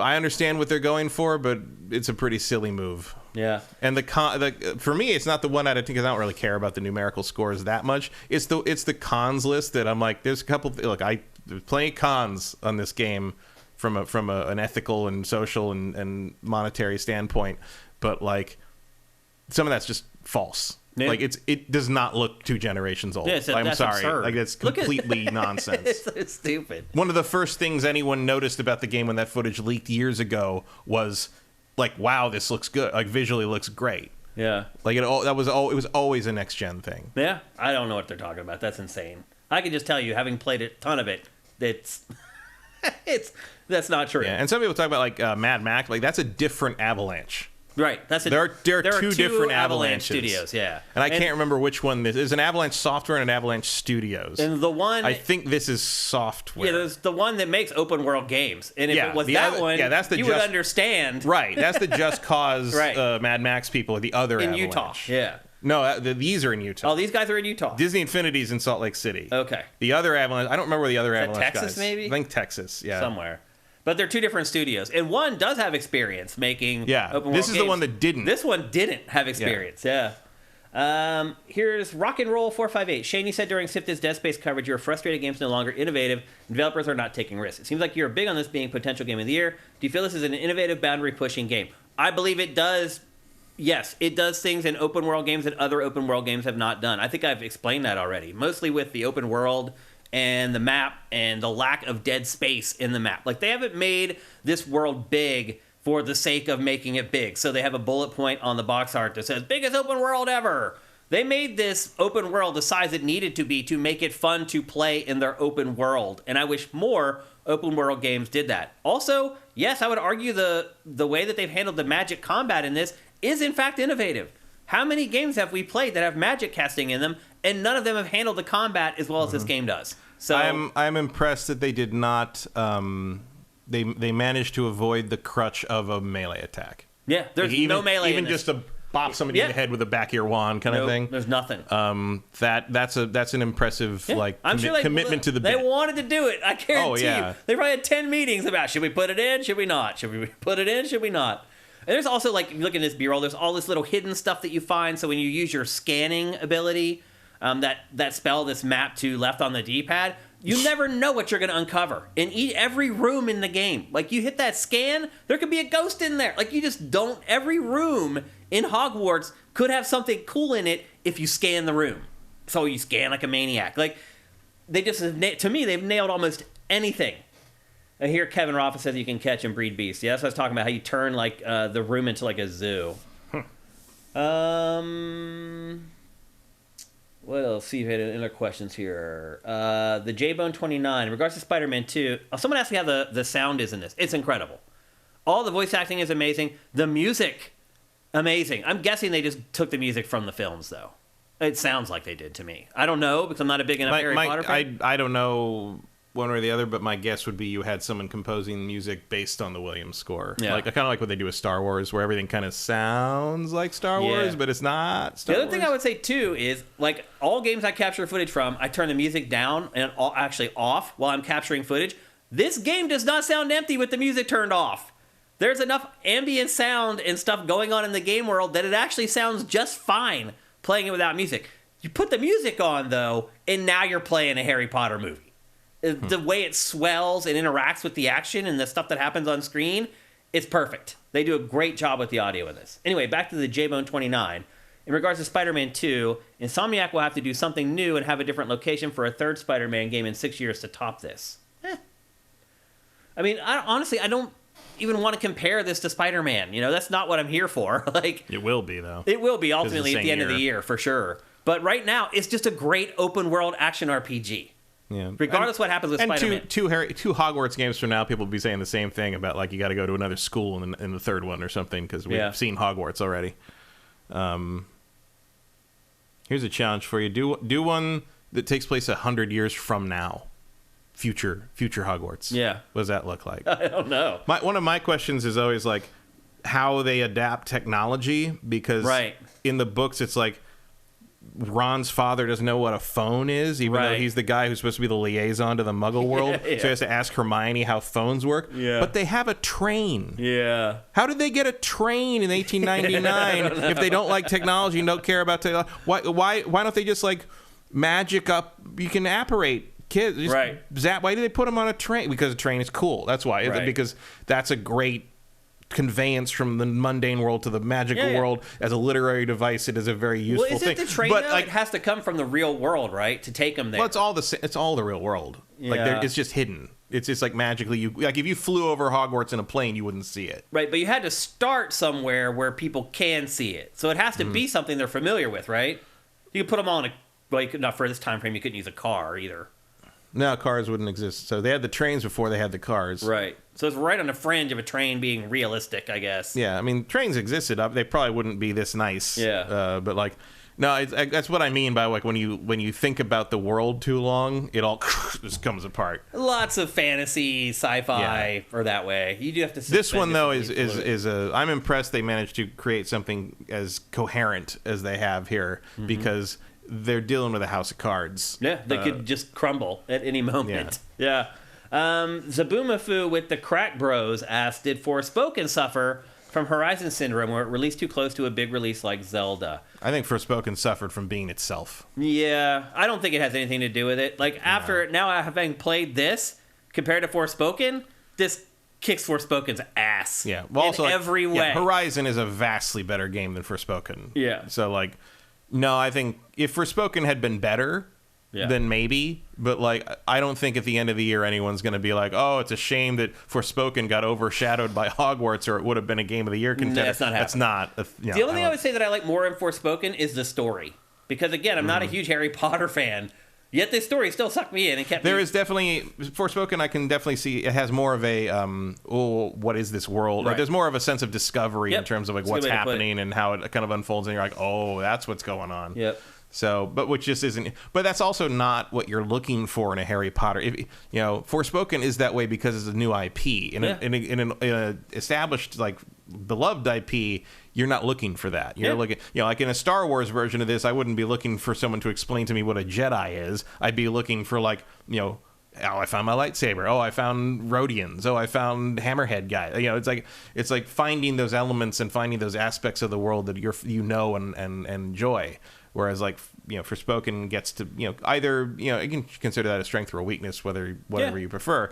But Forspoken gets to build its own world, and sort of that's part of the journey you go on. And the question kind of becomes, is that a satisfying set of answers for you? That's a good way to put it. I think that the Forspoken's problem isn't that. The Forspoken's problem is that Forspoken is an excellent example of an open world that is too big for how much content it has. That's exactly, you're right. Yep, there's just lots of dead space, which is why they put like the crazy like sprint and the parkour in there, so you're not burning a ton of time. And there is like stuff. There is actually a ton of stuff to find in the open world, but none of it is particularly interesting. Yeah. Like I found a little group of guys and I killed them all, and I got a treasure chest, and the chest gave me like a level 1. I don't even remember what's. And I'm 5 seconds away from it, and I don't remember what was in the chest already. Yeah. Like it just or even worse, you fight the thing and you open the thing and you're already full of whatever the chest had, and you can't even pick it up. That happens in the early part of this game too. That is another slight complaint I would have. Is in the early going, you're constantly looking for some place to sell your stuff because the economy in this game is stingy AF. That's the other thing. Like buying something for like 1,000 gold in this is a huge investment. Like where you sit there for like a couple minutes, you're like, do I really want to spend all this? Because it could take you a couple hours of in-game time to get 1,000 gold. So there's a lot of times where you're like, oh, I don't want to destroy this equipment, but here's this new hat that's like 3 levels better than the hat I have right now. I'm going to destroy something in my inventory because I don't have the time to go someplace and sell it right now. So there's a little bit of that in this game. From the Big Smoke 82, when you use your magic, is a character constantly saying Spelliamus and stuff like that? Not a Harry Potter fan. No, that does not happen. So you probably saw in some of the B-roll, there's this screen that comes up where you draw like a line and you do like button inputs as you follow the line. That's where you learn the spell. And when you learn the spell, then yes, they do the whole presentation with the name.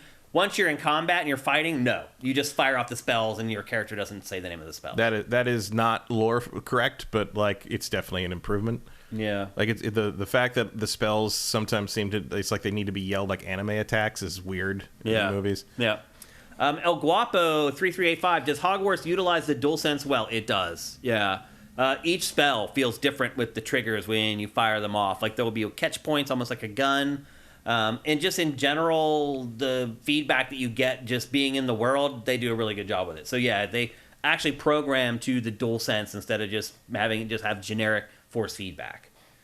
See if we have any more. Mitchell's alive. I've been looking around the internet trying to find the evidence of JK donating to anti-trans organizations, but the only piece I've found is an endorsement of a candidate who has voted on legislation on the wrong side of history. In the States, Joe Biden has also been found to have had similar views. How is that different than endorsements of JB from the industry during the last election? That's a really long question. Mm-hmm. Wait, Joe Biden doesn't like trans people? Joe Biden had his own views like decades ago. I also haven't given money to Joe Biden.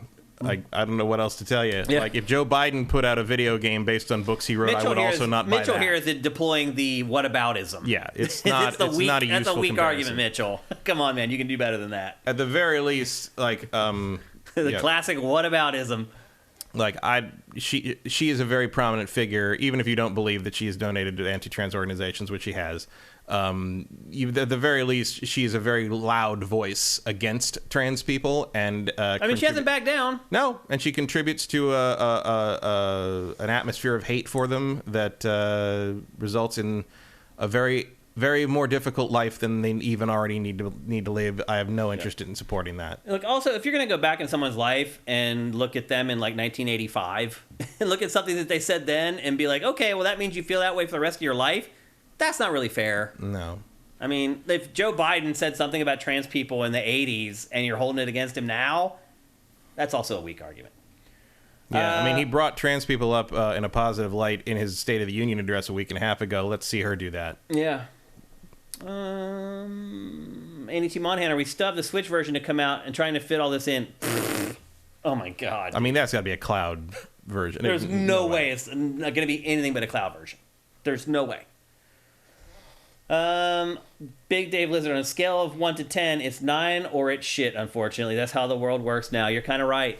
Yeah, and this game deserves to be around that area instead of where it is right now. Sir Spider, thank you for Twitch Prime. Any other questions? AJ the Legend, really sucks that someone will never experience a game based off the actions of JK. I agree. And so that brings us to the end of the discussion, where I'm supposed to tell you whether you should buy the game or not. And for this game, I can't tell you whether you should buy it or not. That comes down to you and how you feel about all the stuff surrounding this. I'm not going to tell you how to feel about it. All I'm going to tell you is that this is a really awesome video game. And if you're a Harry Potter fan, it's going to give you wet dreams. That's all I can say. The cultural stuff around it, that's up to you. You have to decide whether you're willing to support something like this. I will say this. It's a shame, in hindsight, that they did not make this game based on another IP. Seriously, though. Because the people who made this game, they did an amazing job, and they deserve to be rewarded for it. And they're probably not going to be rewarded as much as they should be. I think they will, because this thing's going to sell like 7 million copies. You think so? It's the #1 seller on every platform. Yeah. It's doing extremely well. It's the second biggest Steam single-player game of all time. Yeah, it's a big deal. Like, there is no... I mean, if there is... It's just another example of how boycotts in video games don't work. They don't really work, period. They know. They don't work, period. Well, part of it is like they have worked with specific brands of specific needed things in the past, but like no one sticks to it in game. Like, and when it comes to entertainment products, no one sticks to it. Like, it's just like the Call of Duty thing where everybody was upset about what was that? What was that for? Was that dedicated servers issues or what? I don't remember what. Was that what that was? Yeah. And so everyone's not going to buy Call of Duty Modern Warfare 2 or whatever, and everybody bought Call of Duty Modern Warfare 2 anyway. Like it just doesn't work in this space. Yeah, I don't think it works anywhere, Matt. People are too dedicated to their own enjoyment. Yeah, I don't think boycotts generally work at all, unfortunately. Also, I think the calls for boycotts boosted sales. I think tons of people bought this game just to be an asshole. Tiny Lip in History says it looks like it's backfiring. Yeah, I would agree with that. Yeah. Andy Monahan, controversy creates cash, at least in this instance so far. I don't think we have any numbers though, other than the Steam presale. Steam presale. I mean, that's not a number, but it's sold better than every other single player game. It beat Fallout 4, so that's not something. Yeah. I mean, and then it was the #1 pre-ordered game on PlayStation and Xbox stores for several weeks on the run. But again, we don't know numbers. I'm sure Warner Brothers will announce numbers at some point because it sounds like it was pretty high. We just know they were the top pre-orders.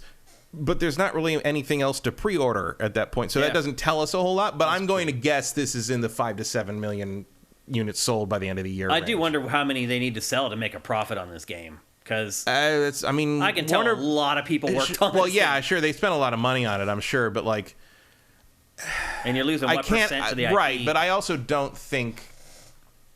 Let's not judge Warner Brothers' expectations by like Square's. You know, like I don't think Warner Brothers is a multimedia conglomerate monster. They know not to expect something to sell 20 million copies. If this says 10 million, I think they'll consider it a smashing success. Absolutely. I think 7 would be. Yeah. I no doubt. But like, I don't think you can. I mean, Square is unique in its whole like Tomb Raider didn't sell 15 million copies, so it's a failure thing. You know, like that's nonsense. That doesn't.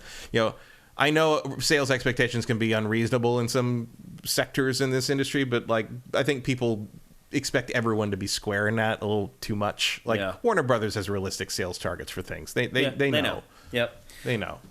Also, bug free. I've had no bugs or crashes. I believe Johnny Hurricane in chat saying that he had some bugs. I don't know what platform he's playing on. I'm playing on PS5. I've had no bugs. The PC version is a little sketch, but PC versions just tend to be that. I mean, that doesn't seem to be unique to this game. I thought there was a bug because I started going downstairs and I thought that it was like drawing like. Oh no, that's just what stairs do in Hogwarts. Because that's what the game does. It builds the environments right in front of your face, which is awesome. Like it happens all the time, and it's really cool. How annoying would that be if you were late to class? Yeah. Like, I couldn't get here. The stairs were out. Like, I don't know, Yep. So I guess all I would say is, like, you need to decide for yourself morally whether you're willing to support the product or not. But I'll just tell you this. If you do decide to support the product, it's a really high quality, great product. It's a great video game. And again, this is coming from somebody who is not a big Harry Potter fan. So I guess we'll just leave it at that. Matt, do you think you'll ever play it? Because I'll say this, too. I thought about you all week. Because, Matt, you will love this game. Maybe. I mean, I will, if I can find, like, a used copy, maybe, because that way money wouldn't go directly to her. Yeah. Like, yeah. But I also, like, feel bad about, like, I could just give you mine, and you could take it after I'm done. Maybe. Like that. I got the disc-based version. Yeah, because I feel bad, like, if I That's play... why you buy disc versions, because you can loan them to your friends. Right. Also, I feel bad that, like, like, if I play it, and, like, my trans friends see on my friends list that I'm playing this game, and do they get upset? Does that bother? What do they think? Do they think I bought it? Do I need to? You can't explain it to everybody. No, like, if you playing this game is going to cause some judgments, and I think that's fair. It is fair, like, because in the end, it's a really good game. Apparently, you say it's a really good game. What they're really just asking you to do is nothing. Yeah. Don't do this. Don't play this thing. Yeah. Don't buy this thing. It would be so easy if the game were crap. Yeah, it's really easy anyway, because there's thousands of other games to play. Yeah. But, like, that don't, hurt your trans friends. If you have any trans friends, that's another issue. If you don't have anyone in your life that would be hurt by this, I guess you don't have any reason to do that. I would argue that people who are okay with what she's doing probably do not have trans friends. Probably not. But I think it shows a lack of character at the very least. It's not, if you're just doing it to do it, as opposed to, like, I mean, obviously I have a lot of people on my list that have played it, but they have to play it because it's their job. Mm-hmm. So you can't really go by that. It's different. Yeah. But again, like, I think that's kind of the key, is, like, a bunch of people that, if you're saying you're friends with these people, or these people, like, like, are supposed to consider you an ally, if you can't do nothing when they say, hey, if you don't do this, it would help me, how can they trust you to do something when the chips are really down? I can understand that. So, like, that's pretty much the core of that argument. Yeah. And I don't agree with going around screaming at people who are streaming the game or whatever. It's like we all know. Like, if you're in that space, if you're streaming video games on Twitch, you know the controversy over this, and you've made your choice. You also know that people screaming at you isn't going to change anything. They're also probably going to scream at you anyway, even if you play some other game. Different people will scream at you if you play something else, because then it's too woke or whatever. Or just whatever. People are just that way online. So. I mean, it's the screaming is the default mode at this point. Yeah. But no, I mean, that's kind of the core of the controversy there. But it's like, I think everyone knows the battle line now. Yeah. At least in our no secret. Obviously, the average, like, out there, like, regular people that don't know this stuff are just buying the game for their kid, and they don't know. And then eventually they're like, "What are you doing to those dark wizards, Tommy?" It's like, maybe not for the 8-year-old. I don't know. Yeah. But, like, at this point, it's just make your own decision and be aware that there's probably, ethical consequences that come with it in terms of your relationships with other people. But if you don't care about that, or if you don't have other people that are going to care about that, like, that's your choice. Yeah. So there I'm not going to stop anybody from trying to play this game. Like, it's out there if you want it. I can loan you mine eventually when I'm done. There you go. That's Hogwarts Legacy. Again, a great video game mired in some bad culture. Liberal hack. Playing the game is not what shows the lack of character. What shows the lack of character is being unable to sacrifice a tiny thing through inaction to support actual real people who are suffering from things that are precipitated by the attitudes J.K. Rowling shows repeatedly and has no sense of remorse for. That's what shows that. Not playing a video game. Yeah. Don't try to dismiss this or try to play it down as some kind of weird little twist on the words. That's not what I said. Knock it off. What did he say? Playing the game shows a lack of character. LOL. That is not what the lack of character is, playing a game. The lack of character is not being strong enough in character to forego a piece of enjoyment because of something that matters to people who should matter to you. Yeah. That's what the lack of character is. There's a lot of mental juggling going on here because people love Harry Potter, they love open world action RPGs, and now that they're hearing from some people like me that it's like a Game of the Year contender. No, it is not a long way of saying the same thing.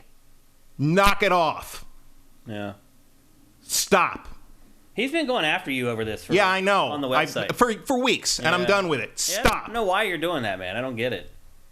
Weird. Hack indeed. Stop. Yeah. It's complicated. There's no doubt about it. But all I can say is it's a great video game. And if, again, it's the decision you have to make for yourself. But I'll tell you this, if you do spend the money and get the game, you're probably going to be happy with the actual product that you paid for. So there you go. That is Hogwarts Legacy. And probably the last time I'll talk about it, unless some crazy stuff happens. Because I don't think there's any DLC plan for this. At least I haven't heard about any. No, I mean, they might create one because it's considering doing really it's so successful. Like, yeah. I don't know how maybe they add Kidditch just like their DLC. I mean, you could do side stuff, side stories, whatever. I mean, and their side quests are real good, so hopefully it stays up to scratch. Yeah, you could definitely create like some kind. I mean, you could do a lot of stuff. You could have stuff that takes place in London. You could do whatever. Yeah. Yeah. All right, there you go. That is Hogwarts Legacy.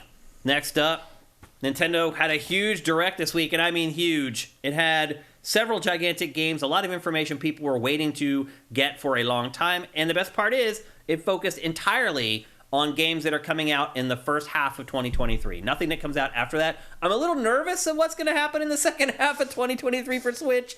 I did see that. I think they got stuff. Nintendo actually said, don't worry. No, there's stuff coming. I mean, they always do this. We never know anything. People are starting to think that they're about to bail on Switch. Because everyone's inevitably the next hardware is going to be unveiled. I think that you're going to see a whole bunch of new shit, but I think we're going to see another generation changeover with whatever the successor to the Switch is, where everything's going to be on both. Yeah, I think you're going to have tons of cross-generational compatibility between the Switch and whatever its successor ends up being. Yeah, I think that's a given. I mean, I just don't think Nintendo's stupid. No. It's not going to stop making software for the Switch. I would argue we're going to deal with cross-gen software for Switch, maybe for the entire lifespan of the Switch 2 or whatever the hell it's end up called. I have a feeling almost every game that comes out for the successor to Switch is going to be playable on the Switch. Abandoning that install base would be idiotic. Particularly now when it's so easy to make games, as we're seeing with PS4 and PS5 development and Xbox One and Xbox Series development. It's so easy now to just make something for the more powerful platform. Yeah. So Nintendo is not going to leave Switch people in the cold. Yeah. There's no way. So don't worry about it. At the very least, they're going to know that they're not going to be able to make enough of the new system to meet demand to the point that you can expect all the people who have Switches to suddenly have the next system. Yeah. So, no, I think you will have cross-compatibility for a couple years. I almost feel like sometimes Nintendo influencers think that they are actually influencing Nintendo. I think that they're delusional and they think that, if we bring this stuff up, it'll keep it from happening or whatever. No, Nintendo doesn't listen to you. It dances along to the beat of its own drum, which is why it's very successful, I would add. But anyway, the Nintendo Direct that happened this week was impressive. It was wall-to-wall with stuff that we care about, not the least of which was a brand new trailer for The Legend of Zelda Tears of the Kingdom. It finally did show off a little bit more of the story, although, do you feel like you know what's going on in this game? No. I still don't. No, I mean, they haven't really told us anything. There's still people taking bets as to whether you're going to be able to play as Zelda. Oh, really? Because it looks like, that would be one of the obvious next steps would be to either have her playable or to have co-op with her playable. Mm-hmm. And there's a moment where he, at the end of this thing, I think this is actually kind of a bad trailer. Yeah, it's not great. In part because of exactly what you're talking about. It doesn't really tell us anything new. Yeah. We see a bunch of scenes and we see Zelda-y things happening, but we still don't know anything else. No, the plot really is still a mystery to me. Obviously, we played Breath of the Wild, so we know what happens. But are we even sure, does this take place, X number of years after Breath? Do we even know that yet? I don't know. I don't think we do. I mean, clearly it is after Breath of the Wild, yeah, but how and it seems far like after? A different... also, the other thing that I was a little shocked... I mean, where was all the stuff in the sky during Breath of the Wild that's now here? Well, this is new. Whatever this is something new that causes a whole cataclysm after that. In the same area as Breath of the Wild? Yeah, that's the castle. Yeah. So, yeah. So something happens and all this stuff breaks the world. Descends down from space or something. I don't know. Something breaks the world. Talk about suspending disbelief, as we said earlier. Seems to have spread. It's magic. Whatever. Yeah. Anything can happen. So clearly there's an underground, and it looks like it looks like they basically split the world into 3 levels. Here's the 20 seconds of the trailer and that actually Link has matter. Some kind of that's bizarre. That's some Banjo-Kazooie nuts and bolts shit. It is. But also, and Link has something happened to his right arm. He has steel. It's made out of steel. Or it's decay. Or something's up. It looks like some kind of Princess Mononoke thing. Yeah. and that's the arm he's reaching out to Zelda with at the end, which I don't know. I don't know. I don't know. I know. Seems like every action game has to have it's turning into the biotech of the bad guys. Yeah. Also, like, it's a big deal. The glove or whatever he's wearing is a big deal. It's weird. I think it's part of his arm. I think it's some kind of thing like that. The other thing that's weird is the vehicle building stuff. It appears like they've made it so that the stuff that people jimmied to make it work in Breath of the Wild, they seem to have picked that up and they're just now a part of the game. Like, look at that thing. What the hell is that? That's a Zelda buggy, and that is straight out of Breath of the Wild. Like, people made these crazy like airships that could fly them all over the place, and it wasn't supposed to work that way. But the other thing that I was a little surprised by was how, like, it's all the same enemies. Yeah, like there wasn't a lot of new stuff in it. It was like all the same enemies and sort of the same manipulating of objects, and then they had these like sort of, hey, those stupid human tricks that people figured out with Breath of the Wild, they're part of the designed gameplay now. Yeah, now they're just written into the code. Yeah. Which, cool, but at the same time, I still don't, like, what is it? I don't know. I mean, I guess it doesn't matter because it's not like no one's gonna buy it and gonna not buy it because they don't understand what the trailer's trying to tell them. But like, it's weird how little information we have. I mean, I assume it's gonna have its own direct or something in April or whatever. Yeah, I would also gameplay assume that we're probably gonna over guess the story because Breath of the Wild story was almost non-existent. Yeah, it was like what, 9 cutscenes, and we probably saw half of the cutscenes in that trailer right there. So we'll get all hyped up about the story. Nintendo does tend to respond to criticism about stuff like that, so it won't surprise me if there is a little more meaty narrative in there. People have asked for more narrative in Zelda for a really long time. Remember when they did like the weird flappy jaw cutscenes in, was it? I can't remember which one it was. Wasn't that Wind Waker? No. Wind Waker, or was that Twilight Princess? Maybe, but they were like the shadow, were like, the shadow puppet to talk, stuff, and like he didn't talk. Instead, he just stood there, and his mouth went like this, and then there was text on the screen. Like I feel like that's how Nintendo addresses like fan concerns. It's like in the weakest way possible. Well, like what's his Aonuma has talked about. He's the Zelda director guy, right? Mm-hmm. He's talked about how Miyamoto like was dead set against too much narrative or continuity in the Zelda games for years and years, and he would he made the timeline in secret. You're making my nightmare, Miyamoto. Yeah, because I'm the one who has to answer for the timeline and the canon and all that stuff. And he's been trying to sneak things like that in and continuity things and like that. He's been sort of doing it, going rogue periodically to make that happen. Yeah, and now of course the timeline, the rough timeline became canon in the Zelda whatever that book was. And I don't think I still can't follow it all. No, I mean, I don't think you're. I mean, it's 3 timelines technically, and none of it matters. Did you ever watch the Zelda timeline? Literally, the show was called Timeline that we made at Game Trailers, where we paid like crazy amounts for like CG for the open and like. Probably. I mean, Mike Damiani, who's now at Easy Allies, was like kind of the shepherd of that whole project, and I was involved in that whole thing from the beginning, the pitch idea, execution, all through it, and even when it was all done and I watched it. I still wasn't 100% sure about the Zelda timeline. I was still like, what? Like, I don't know, man. So, yeah, I think we place more importance in the story and the pros of the Zelda franchise than Nintendo does, and that can be a problem. But still, another trailer, another step closer to the game actually coming out. Probably, Matt, the biggest reveal, or confirmation, really. One is that it's still coming May 12th, so it hasn't been delayed. 2 is it's $70. Yeah, right. That was verified during this direct, that it is $70. How do you feel about that? I mean, I'll probably pay $70 for Zelda. I am paying $70 for Kirby. Yeah. They did say that it's game by game. It's going to be a game by game. Similarly, like, I mean, but Nintendo does overprice stuff in general. Like Metroid Prime Remastered should be $30. Yes. Yeah, it should be. Come on. Yeah. $70, man. If it's like Breath of the Wild, I get why people personally, it's worth it. I played Breath of the Wild for 80 hours or whatever. It's Zelda. It's like a Zelda or a Mario, a full-fledged Mario, sure, I guess. But at the same time, if I were you, I would have probably waited to my next system to make them $70. Like the new system is sort of the traditional where the game prices pop. Yeah. Even like if you're like charging $60 on the previous system still. I'm not against the price jump in the sense that we've had $60 games since 2005, which is crazy. Nuts. It really like is 18 nuts. years without a price jump. Yeah. Like that's impressive. Yeah. No other industry. No, is especially with the jumps in budgets. Although on music these things. industry, the prices got cheaper. Right.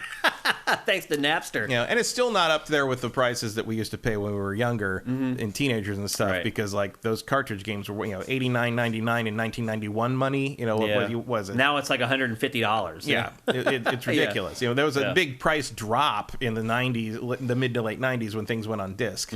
Whereas meanwhile, we're still paying $89.99 for Killer Instinct fucking gold on the Nintendo 64. Yep. Like you don't even want to know what that translates into in modern money. Like A lot. But today you're like, it's fine. Sure. Like I get it, but I just think like if you're gonna do that, the natural time to do that is when you put a new system out, and the brand new next gen games are $10 more because that's how much better they are. We know that's bullshit. I've seen a lot of people arguing that they're like, Nintendo can't charge that extra $10 because their games technologically are so far behind the curve. And what I was getting at a minute ago was, look, if this game is just like Breath of the Wild, where there's like no voice acting and there's no cutscenes, and it basically is just removing parts of other games that are very expensive to create, I have trouble saying $70 is okay. Yeah, I'm with you on and that. then other people will just say, think, Shane, I'm going to spend 80 hours playing that game. And I'm like, sure, you spent 80 hours playing Tetris. Will you spend $70 to buy Tetris? Like, I don't know. Or did it just come with your Game Boy? Yeah. But again, like part of it, part of it is just they can get away with it. Yeah. People will buy. People will pay that. That's And it. look, if it's there's Zelda. one franchise from Nintendo where I'm like, okay. I bet you Metroid I'll Prime give you 4 a is not going to pass. be 70. I bet it is. If it's on the new system. Yeah. But like you're not going to. I bet the next Mario, 3D Mario is $70. Next full-fledged Mario game will be. But like the next no, I know it wouldn't Kirby happen. game. Kirby game. Next Pokemon. That'll be $70, I bet. Probably. And that definitely doesn't. And they want you to buy 2 of those. That's right. Yeah. So anyway, it's confirmed. My guess is, I think probably half of Nintendo's games going forward are probably going to be $70. Yeah. I would think so. I mean, outside of like little things or less proven IP, maybe. I'm trying to think of like Pikmin's only 60. Pikmin will only be Pikmin you can't charge $70. Yeah. For. Maybe you could charge again. I think once you hit the next generation, the next system, that math changes. Yeah, you can justify. I'd be okay with pretty much every game being I think that's 70. probably what they'll do. Yep. But on this one, it's purely. I don't know what I'm saying there.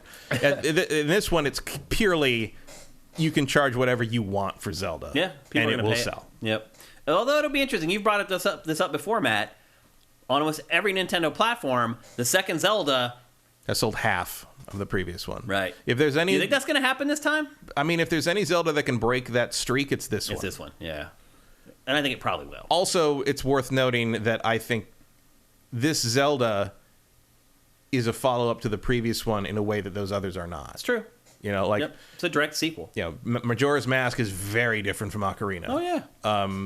Wind Waker. I mean, you go on and on. Yeah, like Twilight Princess is very different from Wind Waker. Skyward Sword is very different from Twilight Princess. Like this one though is a direct follow-up that has looks like it has most of the same mechanics and is an extension of and they've never really done that before. No. It'll be interesting to see.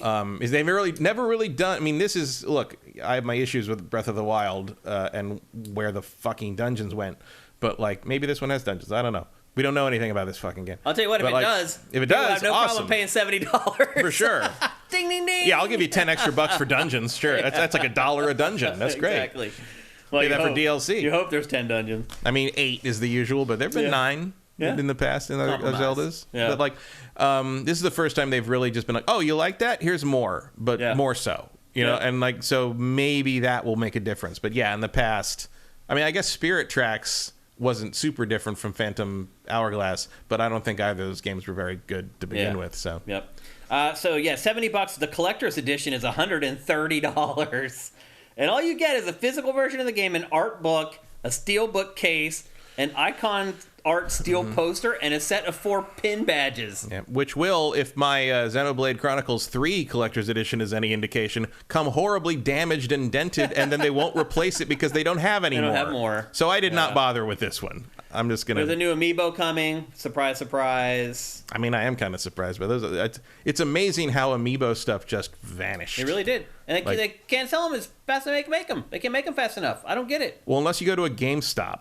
where there's everywhere. Oh, really? Like I went to a GameStop because I had to get someone a game. I want to get buying physical games. I'm like, I haven't done that in forever, so I'm like, wait, where do I get this thing? Yeah. I was actually looking for copies of Midnight Sun to give people, and Best Buy didn't have them. Target didn't have them. Walmart didn't have, like, they were gone. Like Amazon didn't have any. Like, they were all gone. And like, yeah, I know it didn't sell well enough to be a success, but like maybe that's because nobody ordered enough because they were all gone. Yeah. So the only place I could find was a GameStop, like almost downtown. So I went over there, and they had every amiibo of the last 2 years you could think of. So I picked up the Zelda with the Loftwing, Skyward Sword, because gone. There were people charging $80 for that when it came out. I'm like, oh yeah, I'll take that. They had all the Monster Hunter Rise ones. Really? They had all the ones that like I didn't even know came out here yet. Wow. And like, so I'm like, oh, that's cool. And I went back to faded though. The whole amiibo thing, yeah. But part of that is just like there used to be a whole rack of them at Target, and now they don't order them anymore, so you don't see them anymore. Saturation, you remember when like half of the game system section at Target was amiibo and Disney Infinity and Skylanders and all that. Not shit. Anymore. Yeah, it's all gone. That stuff went away faster than the Rock Band guitars. It did. Yep. So anyway, Tears of the Kingdom launching May 12th. It has not been delayed yet. Next up, probably the biggest thing in this whole Nintendo Direct. Metroid Prime Remastered, something that we had talked about for months and months. It was rumored for a really long time. One of the greatest games of all time, in my opinion. Completely remastered in HD. They also... Shadow dropped. Yeah, Shadow dropped. Available now digitally. The box version comes out on the 22nd, I believe. Yeah, which I should note, in one day, topped Hogwarts Legacy on all the retail sites. Really? Amazon, Walmart, and Target. This shot above Hogwarts Legacy in the space of a day. Because Metroid usually doesn't sell. Like the original did not sell that well. We're gonna see remakes of 2 and 3. Even if Prime 4 doesn't sell. I mean, Prime 2 did horribly. Even on GameCube, it did horribly, and for good reason. Well, I was gonna say Prime 2 is not as good. Not nearly as good a game. Yeah. There bigger. are things you could do. That's a perfect case of a game being bigger, not making it better. Like that game's bloated. Well, it's also the backtracking on that. Yeah, I know backtracking is part of a Metroid game, but it was way too much. Well, it had like the two realities where you went into this dark world and you needed these weird umbrellas that you had to like hide under. Like I was just like, what the hell is this? Like, that could use. What was the thing we just talked about recently? That was it was Dead Space, where there was like the new rooms with the locks on them. Yeah. My Metroid Prime 2 could use that for the backtracking, like rooms you can't unlock until you go back through the area again. That's true. If you're going to remake that one the way they remade this, that would be an interesting addition. They also added real dual stick controls like every other first-person shooter. Lovely. But what I've discovered, Matt, is that system that they had originally with the lock-on stuff, it kind of works. Yeah, well, it's built for it. Yeah. So I still use the lock-on for the combat, but I don't use it. I use the dual stick looking for moving. Yeah. Like that's what makes That's what was annoying. That's the improvement is the fact that you can walk around in the world like a normal first-person shooter. Or when the fight starts, click the button to strafe basically in this. Yeah, when the fight starts, I do use the lock-on because it's built for that. It is. Yeah, but, it's interesting. Have you found this to be as good as you remembered it? Yeah. Me too. Yeah. Yeah. Like music's amazing. It's like no time has gone by. Yeah, I do hope they fix a couple of the weird little errors in the. Yeah, it's over 20 years old. But like the guy who made the game, one of the guys who worked on the game was like, they fucked the doors up. Oh, like the doors have an alpha error where the detail on them, like see that how it's like flat, almost flat aqua. It's supposed to have detail on that. It's like mechanical detail. So he's like, if you just change the alpha on that mask, you'll see the texture. Yeah. But like otherwise, and there is the thing about how apparently they did not list the original developers in the credits. It just says, and also everyone who worked on the original for the GameCube. Wow. And it's like, come on. Does anybody know yet who made this? I don't remember. I don't think anybody knows. I don't think they've announced the developer that worked on this. I think there may be somebody from Retro who hinted that they worked on it at least a little bit. I don't know. But no one seems to know who built this remaster. I didn't think to look that up. I mean, it should have been Retro because it isn't doing dick, man. What the hell is Retro doing, man? It has been completely AWOL for the entire Switch. Supposedly they're making Metroid Prime 4. What the hell? Which was, 2 years ago now? I mean, they have done hardly nothing. Retro with help from Iron Galaxy, apparently. Interesting. I don't think the box art tells you like who even worked on it. Retro, man, what a disappointing Nintendo generation. doesn't do that very often. I can't believe how little output that studio has anymore. Well, they had a lot of projects canceled when there was that leadership changeover about 5-6 years ago. But that was so long ago. Like, I don't know what the hell's going on. Who knows? Like, I mean, that's it's weird. Rocksteady. I mean, Nintendo's not afraid to cancel projects. Meanwhile, I got Rocksteady hadn't put anything out for 8 years. We're about to get Suicide Squad out of that. Like, I don't know. It's weird. Who knows? Some of these studios that are really talented. Retro has a long catalog of non-existent projects through the years. Remember all those things they were going to make back in the GameCube when they and that first never launched? existed? Yeah. Like that, the head of the studio had that one pet project that Raven Blade or whatever it was that apparently was terrible. That guy, he took all Nintendo's money and just was spending it on hose. Yeah, he literally was spending it on hose. He was like, that guy. You see why Miyamoto had to come visit a couple times. They described it as like Darth Vader visiting the Death Star when he showed up at Retro. Yeah.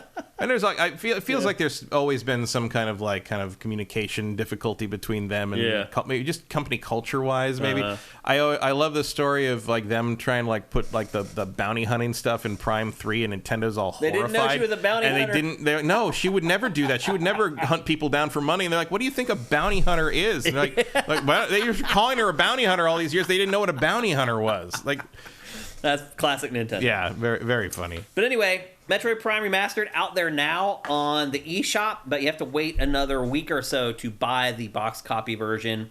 Again, something that we knew about for a long time. It was rumored, and finally it just shows up, and there it is, available for everyone to play. The rumor was it was finished last summer. So we've been waiting. There was a good chance that we thought it was going to come out last fall. But I'm interested to see what some of the younger players think of it.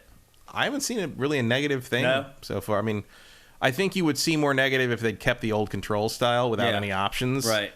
Because it is weird. It is, yeah. And it worked. It still worked because it wasn't a first-person shooter. It's an adventure game that happens to be seen from that perspective. But I think there's just we were not at the point where, Well, they always presented the enemies in front of you. Yeah, things had not been perfected There weren't monster closets where you had to spin around. Nothing jumped behind you. They built the whole game based upon that lock-on system that they had. So it works, obviously. But I am playing it with traditional first-person shooter controls. Same. So yeah, I don't see a reason not to. Me either. Next up, because it does not remove the lock-on. You can still use the lock-on exactly how you want to use it. Yeah. It just gives you much more fluid controls, which is only a good thing. Well, the controllers are different now too. The only thing I will say, the say, controller, you could squeeze the trigger in, and then it would click at the last second. The only thing I will say is, it's too dark. There's areas in the game. I know there's sections where you're supposed to use things to light your way. There are areas in the game where I literally can't see anything. Pitch black, yeah. And there's no brightness control. Like, there's no brightness slider in the game. What are you doing? Particularly, considering how wide the variations are on people's TVs and displays and AV setups in terms of how they display color, like, you have to give people a brightness setting. Yeah. Like, that blew my mind. Like, OLED TVs I was Googling for, like, Metroid Prime Remastered brightness setting. And, like, everyone's like, no, it's not. There's nothing in that. My guy, because I was like, it's in another menu, and then Nintendo put it some weird place I wouldn't think to look.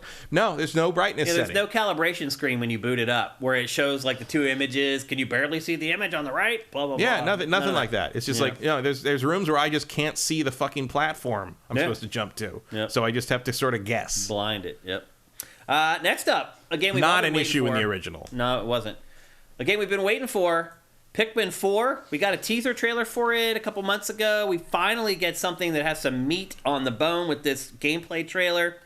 They didn't release a ton of information, though, about it. They showed two big new elements. There's ice Pikmin in here, and then there's also a dog. It's a space dog named Oachi.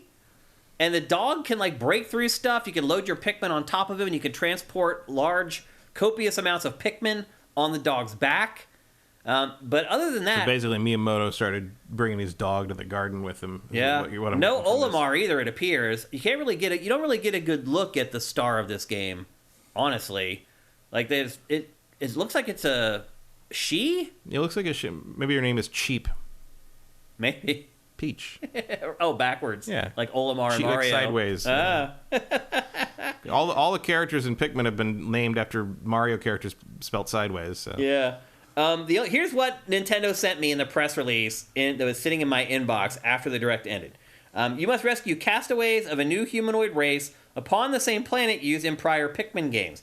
There's a space dog, and ice Pikmin can freeze enemies or the environment, and a range of new discoveries. You get a Space Dog too. Owachi can help with things like smashing obstacles and carrying Pikmin throughout the adventure. Enemies included the Empress Ballblacks and Bulborbs, plus a tease of a red-eyed Bulborb that comes out at night at the end of the trailer. Also, it looks like the caves are returning, which is a big deal for people who like kind of the more dungeon-like approach in prior Pikmin games. And you play as a new set of astronauts, but there's really no... I don't know who they are. They don't really say. And you don't really get a really good look at them either. You liking the pooch? Sure. I mean, I don't know. The ice Pikmin can freeze water. I might be beyond the Pikmin caring at this point. Yeah. It's been a long time. Yeah, Pikmin 3, I enjoyed it the least of all the Pikmin games. I don't even remember it, really. I still played it, and I enjoyed it, but... Like, Pikmin I get 2, they're trying to mix it up, give it a new angle, but I don't know. Like Pikmin 2 is the sweet spot for me, because they figured out, like, how the timing stuff worked, and it two was the best one, for sure. And it wasn't as demanding, like, as far as getting back in time. It did take a little bit of tension out of the game. Yeah, that first game was real... It was intense stingy about the timer, yeah. So they definitely eased up on that in the second one. And then the third one, I just felt like they were like, we don't have any new ideas, so we're going to try stuff that people may like or may not like. 3 felt like an expansion pack. Yeah. In a way. It's like, we're going to do a bunch of harder things and like mix things up. And it felt like a bunch of level design ideas. It looks like that one shot there, they're using some of the Kirby and the Forgotten Land tech. See let me go back a second here. See how the enemy's halfway filled with water? Remember how the enemies were like that in Kirby? Yeah. Or you could transform into like some Kirby forms. Yeah, you had like slosh that had like the water with slosh around it. It looks like they're using some of that tech there. But otherwise, it's Pikmin 4. It is coming out on July 21st, so not a ton of time to wait, but still a little ways to go. I mean, it's a good summer game. Yep, it's perfect for summer, I think. So I am excited for this, but probably not as excited now, oddly enough, that it's taken so long to get here. Yeah. I feel like if they had released this like a couple years after Pikmin 3, I might be more excited for it, but...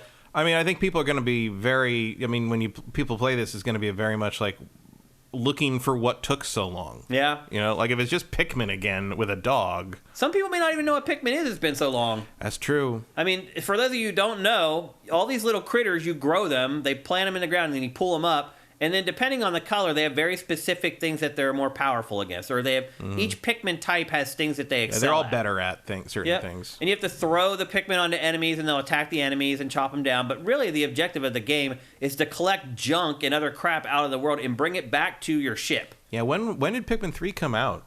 It was a Wii U game, 2012. So maybe? a lot of Switch owners are probably kids who are too young. Yeah, a lot of people don't even know what this. Pikmin is. Yep. I'm a little surprised they're calling it 4. Yeah, but for I don't know. I wonder what called it like Pikmin Arf or something. Yeah. That. And there you're seeing the ice Pikmin like freezing the water. The water generally was something to avoid in Pikmin in the past. You had the blue Pikmin that were the only ones who would survive in water. Now you can freeze the water, and all your Pikmin can walk across. Yeah, that's the real horror of Pikmin, is making that one mistake that kills like half your Pikmin. Like 30 of your Pikmin. Yeah, and you see all their ghosts flying up, and I'm reaching for the reset button.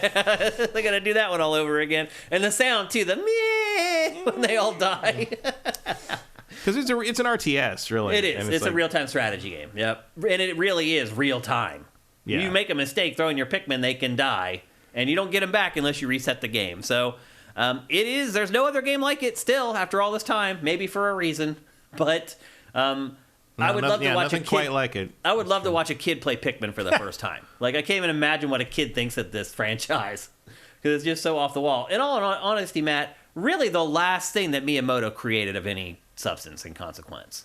Certainly the last like really original thing. Yeah. I mean, so you think about like all the ideas that he was working on through that whole era. Some of them came out, a lot of them didn't, but even the ones that did come out, like that robot game ended up being crap, like... Oh, yeah, the thing that became a Labo thing. Yeah. A lot of the stuff that he had worked on just... Wii Music was not the industry revolutionizer he seemed to expect it to be. Definitely not, yep. They really thought they had something with that. They did. They really did, yep. Just shows you no one's right all the time. No one knows what they're doing. Yeah. And then the next biggest thing in the Nintendo Direct, and again, it was a big one, is that Game Boy and Game Boy Advance games are coming to Nintendo Switch online. Do you care about playing Game Boy games, Matt? Like, 2 or 3 of them. Yeah, that's pretty much it. There's a couple that are worth playing. Some of the Mario lands are interesting. Link's Adventure, but there's better ways to play that. They've already remade that one twice. Yep. I like the original Kirby's Dream Land. Just for instance, you can get through that game in about 20 minutes. Yeah. Not really. Not really. Unlike a lot of the ones that I'd be interested in playing again are not ones they're going to put on this service. They're like weird, obscure things that no one's heard of except like 5 people that bought that cartridge that back at when they found it in a discount bin at Walmart, and who knows what they're thinking about. Now so if you're just a Nintendo Switch Online subscriber at the lowest tier, you get the Game Boy games. That's a good one. Demon's Crest is good. Yeah, it is good. You get the Game Boy games, whichever one that is. Yeah. Now, if you are paying for the expansion pack or whatever, then you get Game Boy Advance games. And those are the games that's much more interesting. Most of them are still worth playing if you're into playing old 2D games. Good Lord. Yep. And Metroid 2 is cool, but there's a better way to play. There's 2 better ways to play that. A fan-made remake and the 3DS remake. Yeah. For whatever reason, Wario always seems to have a home on the more obscure Nintendo platforms like Game Boy and the Virtual Boy. And there you go, back when Kirby was white. Right. He was like a little ghost originally. Well, he was green, you mean? Hey, look on the cover. I'm talking about the cover. On the cover of the game, he was a white, like Casper the Ghost looking thing. And then like after a couple games, he became pink. Yeah. As far as the Game Boy Advance games that are going to be there immediately, and both for Game Boy and Game Boy Advance, there'll be more games added as time goes on. The Oracle games, those are a good one. Yeah. Pokemon trading card game isn't particularly interesting. What they should put in there is the Pokemon Pinball, which was actually very good. Yeah, it was good. For Game Boy Advance, you get Super Mario Advance 4, Super Mario Bros. 3, WarioWare Incorporated, Mega Micro Games, Kuru Kurin, Mario Kart Super Circuit, Mario and Luigi Superstar Saga, and The Legend of Zelda: The Minish Cap. That's a pretty good start. Those are all solid, but again, not paying for. I have all those games. Yeah. Well, these are free if you're subscribing at the highest tier of Nintendo Switch Online. But why else are you subscribing to that? Yeah. Well, you get the N64 stuff. Yeah. The Genesis stuff, because the Genesis is only in the higher tier, right? Yeah, but again, the Genesis is better options for getting Genesis stuff than what the limited. That's the problem. Is the limited selection on these. Now the online play is nice. Yeah, they added online to Super Mario Kart. Yeah. Well, it might as well be Super Mario Kart, but it's Super Circuit. But you can play online. Yeah. In some of these games, you could play online in the original as well. Could you on the GBA? Yeah, I definitely played online with that. Or what was it? It was a DS. It would have to be the SP, I guess. I had an SP. I do. I very much remember playing handheld Mario multiplayer online, like over Christmas at one point. Because the OG GBA did not have connectivity, if I remember correctly. No. Yeah. And then there was 4 iterations of the GBA before it was all said and done, something like that.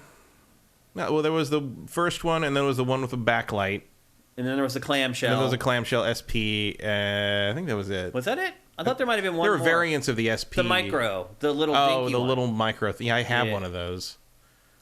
I never opened it. It's the Famicom one, like the anniversary one. I got in Japan. I was like, when I got it, I'm like, oh, cool. And then I was like, why? Who would ever play on this thing? It was just a novelty. Yeah. But anyway, that stuff is available now. That was another one of the things in the Direct that they announced it, and it was available right away. As the kids like to call it, Shadow Drop. So that stuff's up there already, and more games are coming. And there are plenty of great games for the GBA to keep adding to the service for literally years to come. The GBA library is gigantic. Yeah, the regular Game Boy one is pretty limited in terms of what you'd bother to play now, and that's why you get it basically for free. Yeah, they definitely are holding the correct one hostage. Yeah, for sure. So that was one of the big things, and then the stuff starts to get a little bit smaller after that. We got a look at the Splatoon 3 expansion pass. The first edition of this is going to have Inkopolis and a brand new single-player campaign called Side Order. This is paid DLC, by the way. And there's 2 waves. The first wave includes Inkopolis, and then the second wave includes Side Order, which is the new campaign. It's a little weird that they're releasing a campaign for this as DLC when the campaign that was in the base game wasn't amazing. It's interesting. I'm not sure what Nintendo's thinking. Maybe they're going to actually release a good campaign as paid DLC. I'm not sure. Yeah, so Wave 1 includes Inkopolis Plaza, which has changed over the past several years with some new shopkeepers, and then you get the new campaign in Side Order. I have never paid for a DLC on Switch. Have you, Matt? I bought the DLC for the Fire Emblem Dynasty Warriors game. Okay. And the Xenoblades. Okay. So a little bit. Yeah, and I bought the Fire Emblem Engage that came with the season pass. Oh, okay. Gotcha. So I have bought DLC for... I bought the Zelda DLC. Yeah, I mean, Nintendo's DLC generally is pretty damn good. Yeah. Like, when it says we're going to charge you for this, 9 times out of 10, it's worth the money that they're charging. Yeah, there's usually a reason for it. Yeah. I think they're very good at reading the tea leaves and figuring out what stuff they should charge for and what stuff they should make free. I'm obviously not a Splatoon fan, but this seems fairly robust. Yep. And then next up, Mario Kart 8 Wave 4 includes a brand new track called Yoshi's Island. It also includes Birdo as a playable character. And then there's returning characters from the Mario Kart series that will be added in future waves. This spring, the Booster Course Pass includes 6 separate waves with 8 courses each, which will all be released by the end of 2023. So there is still a ton of DLC coming for Mario Kart 8 that's all going to release before the end of this year. So that also leads me to believe that maybe we're going to get an announcement of Mario Kart 9 at the end of the year. This is a lot of DLC to release. I do not believe for 1 second you launch the next system without Mario Kart. Yeah, me either. Has to be. And I think it will be. And so I think when they announce the next console, probably towards the end of the year, Mario Kart 9 will be one of the things that they announce. And by then, they'll be like... And also, on Tuesday, we're having the last wave drop for Mario Kart 8. That'd be my guess, is how it all plays out. I have not bought any of this. Also, for some I've never even played this game. Mario Kart 8? No. Wow. Also, for whatever reason, this is one game that Nintendo does not send me codes for DLC for. I don't know why. It's really weird. Because I got the Zelda DLC. I get most of it, probably 70%, but this is one of the games that I do not get review codes for. So I also haven't played Mario Kart 8 in a while. Yeah, I don't really care about Mario Kart. I do, but I just played the living tar out of it when it came out, and I don't know. I never got it on Switch, or not Switch, Wii U, and then when it came to Switch, I was like, okay, cool, but it doesn't drop in price, it doesn't fluctuate, and it's I don't have anyone to play with, and I don't want to really care about playing online. It's just, and I'm playing the single player circuit stuff on that gets old real fast. There's no place for Mario Kart in my life. Yeah, it's not Mario Kart's fault. Yeah, it's mine. And then there was a couple smaller things that they announced. Baten Kaitos 1 and 2 is coming out for Switch, which is an obscure JRPG that I never really thought would be revived at all. Yeah.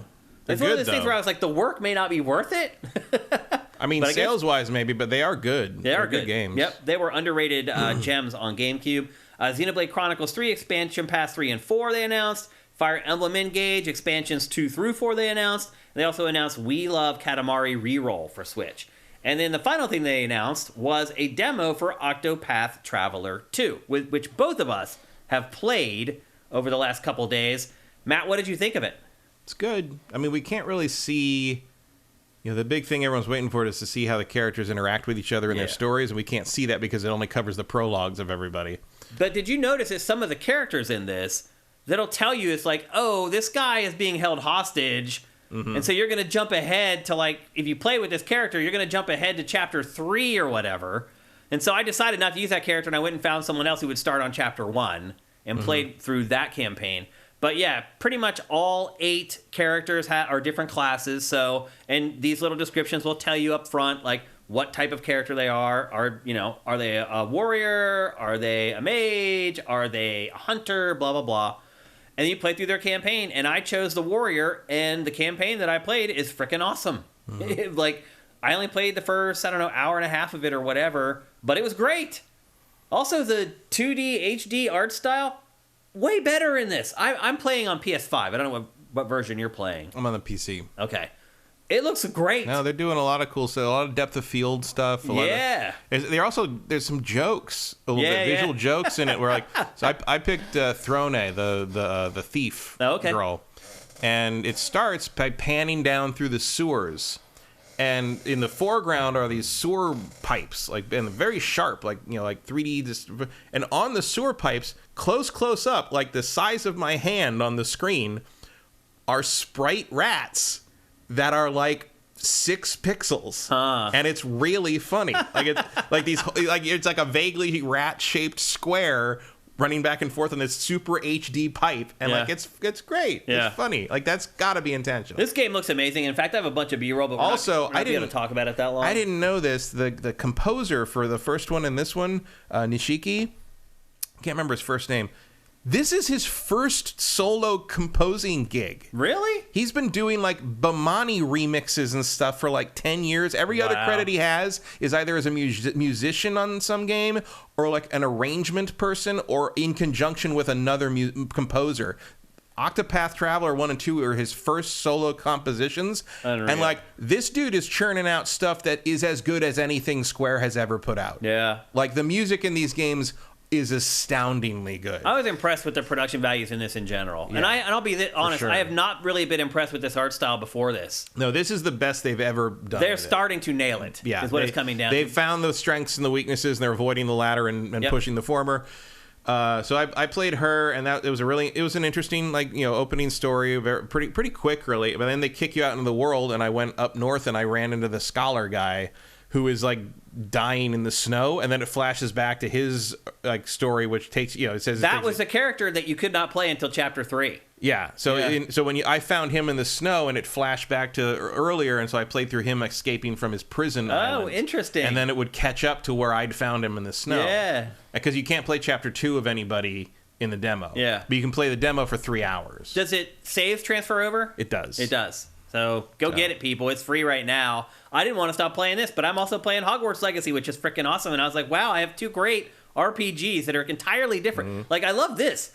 How the camera just pans from the ground down in the valley all the way up to the top of the mountain. Now, eventually, these guys saddle up and ride back down the hill, back down, like, to the level. It's clear they can do much bigger environments in it now. Yeah, I was really impressed with this game. So pleasantly surprised, I would add. And the pacing's really good, and the blocking's really good. Like this. Keep an eye on this team. Yep. Like they're keep an eye on this game. You could. I mean, I think you could make a Final Fantasy like this. You could, and it would work. Yeah, absolutely. Like you want like a throwback to 6 style. Yeah. That's the other thing I've talked about. How I like how like the old style JRPGs were more of a novel sort of epic tale style. Yeah. That's what this game is doing. That's what Octopath 1 did as well. But like feels like they're getting more integrated. Also, there's more voice acting in this one. Yeah. Like almost every line is voiced. Yeah. Which was not true of the first game. And the voice acting's great. Yeah. Yeah. Again, the production values in this are really high. I really enjoyed the time that I spent with this. It's also coming soon, and a lot of people maybe assume that these games are Switch exclusive. They're not anymore. No, they're on everything. This is on. I played this. You're watching this B-roll. This is on PlayStation 5, so it is coming to everything. And if you're a JRPG fan, it has the same combat. It's all about breaking the other character's stance. And it's kind of like Hogwarts Legacy. In all honesty, you got to break through, and then you can dole out the damage. But otherwise, it's pretty simple. Like, before you choose your attack, you can choose whether you want to power it up or not. And that gives you a whole other list of attacks that you can use. And a lot of it is just figuring out what the enemies are vulnerable to. And then making sure that you use that so that you can break their stance, and then the rest of your party can deal out the damage. And that's kind of the main strategy. But there's a lot more as you get through the game and start to learn the ins and outs of the combat. But I was pleasantly surprised by this. In fact, in general, this Nintendo Direct, Matt, I think was pretty incredible. What letter grade would you give it? I'm actually honestly going to give it a B+, because it's B+. About in there. I did fall asleep in the middle. Oh, you did? It was long. Not everything was interesting to me, but like a lot of it had a lot of stuff that was, you know, some long-awaited things like Metroid and Pikmin, but also like it had a lot of stuff that you could go try now, which is nice. Yeah. And I think that was needed considering the mix of like, oh, it's coming, this stuff is coming in May and June, but here's something to do now. So like throwing Metroid at us, throwing the Game Boy stuff at us, throwing the demos at us, like that. Yeah, that was all very good. Yep. And El Guapo, you do not need to play the first Octopath Traveler. It's the same world, but it's all the characters, all new characters. Yep. So. Yep. And I would argue that considering what the second one's trying to do, don't bother with the first one. Yeah, don't even worry about it. I mean, you can probably find it really cheap, but Like, if you play the second one and really love it, you could go back to the first one and get more, but don't expect it to. It'd probably be hard to play the first one after playing the battle system's pretty much the same, but you're going to have a hard time. Like, the characters just don't interact with each other in the first one. Like, they're all separate stories that happen to involve each other as party members, depending on which order you pick them up in. And in this one, they already, just from how they talk to each other when you first meet each other, there's more interaction there. Yeah. So, yeah, I think this is going to be the better one to start with. Agreed. It's going to be a more complete realization of the idea. Agreed. Okay, it's time to move on. Next up, we're going to talk about Star Wars Jedi Survivor. Just like last week, we discussed how Game Informer was doing a huge blowout over the month on a really anticipated game, Resident Evil 4 Remake. This month, IGN has the exclusive on Star Wars Jedi Survivor, and it kicked off its big program. And again, as I said last week, go to IGN, support their coverage, check it out. It's going to be going all month. We'll have it curated on Sifted. If you don't want to go to IGN, we'll make sure it's front and center where you can find it. But again, they're doing great work on this stuff, so try to support them if you can. But IGN has about 10 minutes of gameplay from this game, Matt. Did you get to watch this at all? Not too much, no. Wow. Also, I don't want to see it. No? Well, now you're going to see it. I'll see it when it comes out. So there is like 9 minutes, and I watched it with like a fine-tooth comb and took notes on it because I wanted to make sure that I pointed out everything that I could that is new or different from the first game in this footage. First of all, just a little bit of background. It takes place 5 years after the first game, and in general, this franchise is situated in between the prequels and the original trilogy. Cal, who is the lead character in the franchise, he's being chased by Imperial hunters, and in general, this whole time period in Star Wars canon that's what's happening. The Jedi are on the run. The Imperials are trying to chase them down after Order 66 has been initiated. And these are like the straggler Jedis that they haven't managed to round up already. As Yoda said, when gone I am, the last of the Jedi will you be, except for like 12 other people. Yeah. Yep. In this particular piece of footage, Cal has crash landed on Koboh. Is that how you say it? Koboh? Koboh? That's a new planet. Yeah, I'm not familiar with it either. I thought maybe you might know it, but I hadn't heard it. Koboh sounds about right. Okay. By Star Wars pronunciation rules. And he has crash landed on the planet, and he must find parts on the planet to repair his ship, the Mantis. One thing to note is you begin this game with all his abilities from the last game. So it's not going to be like Metroid where you have to completely rebuild his repertoire all over again. That is funny in playing Metroid Prime again, where there's that moment where she just sort of like gets knocked over and like forgets how to do everything. It's like, you can take a direct hit from Ridley, but if someone actually knocks you into a wall, you forget how to turn into a ball. Yep. As Matt, I know one part of this game that Matt loves is scanning. So the scanning of wildlife is back. You use binoculars, and you can set beacons using the binoculars. I guess what everybody wants to know is how do the lightsabers work? And right on cue, Cal pulls his out. So you can use that tool as a pole, as you're seeing right here, but it also can break apart, and you can use it as dual-wielding lightsabers. And not only that, you can mid-combo, right there you go. You can go mid-combo and go from a pole weapon to dual-wielding lightsabers. There are 5 different stances in the game total, and I think they show 3 different ones in this footage that IGN has. One thing you may have noticed already is that this has prequel-era enemies. So you see a lot of the droids from the prequels in here, which weren't a part of the last game. Your mileage will vary on that. Some people love those characters, some people don't. I mean, even people who hate the prequels are probably not going to mind killing the droids from here it. And there. Notice in this fight, when he slashes the enemy, it gets lightsaber slashes in real time on the enemy, which is a nice little touch. Combat to me, Matt, still looks a little wonky. I was not impressed by whoever was playing this. Yeah, I'm guessing this is an IGN editor. Yeah, I'm not sure, but he also still runs like he's got a stick up his ass. They haven't changed like his running and walking animations, which I don't know if they're doing that to like troll people. I don't know, that might just be how the actor runs. Because that was a very common complaint with the first game, is that he ran weird and walked weird. And he does run a little weird. It doesn't look like they've changed it for this, which is a little odd. Again, I think they might be trolling. Also, people don't generally change how they run. Yeah, that's true. You see context-sensitive stuff on the ledge there. Yeah. The other thing I would say, too, is that, like, throwing the lightsabers seems slow. Throwing the lightsaber has never been a great idea in the first one either. It just seems like they're not going as fast as they should be going. Like, well, you're controlling it with your mind, so it's not like that's true. It's going as fast as you can aim it, basically. Yeah. I have never found lightsaber throws to be useful in almost anything because you're throwing away your main weapon, your main form of offense and defense for what? Like, just close the distance. Yeah, I agree. Let's see. Dismemberment looks much better from the last game, although there are a couple points in this where it does look a little corny, where you slash the head off like an enemy and it looks like this balloon that just landed down on the ground. Again, that was kind of something that was an issue with the first game as well. Enemy bodies stay behind, I noticed watching this footage, which in the first game, they disappeared way too quickly. In this, it looks like they stick around. And again, this is also next-gen exclusive. So this is PS5, Xbox Series, and PC only. This is not coming out for PS4 or Xbox One.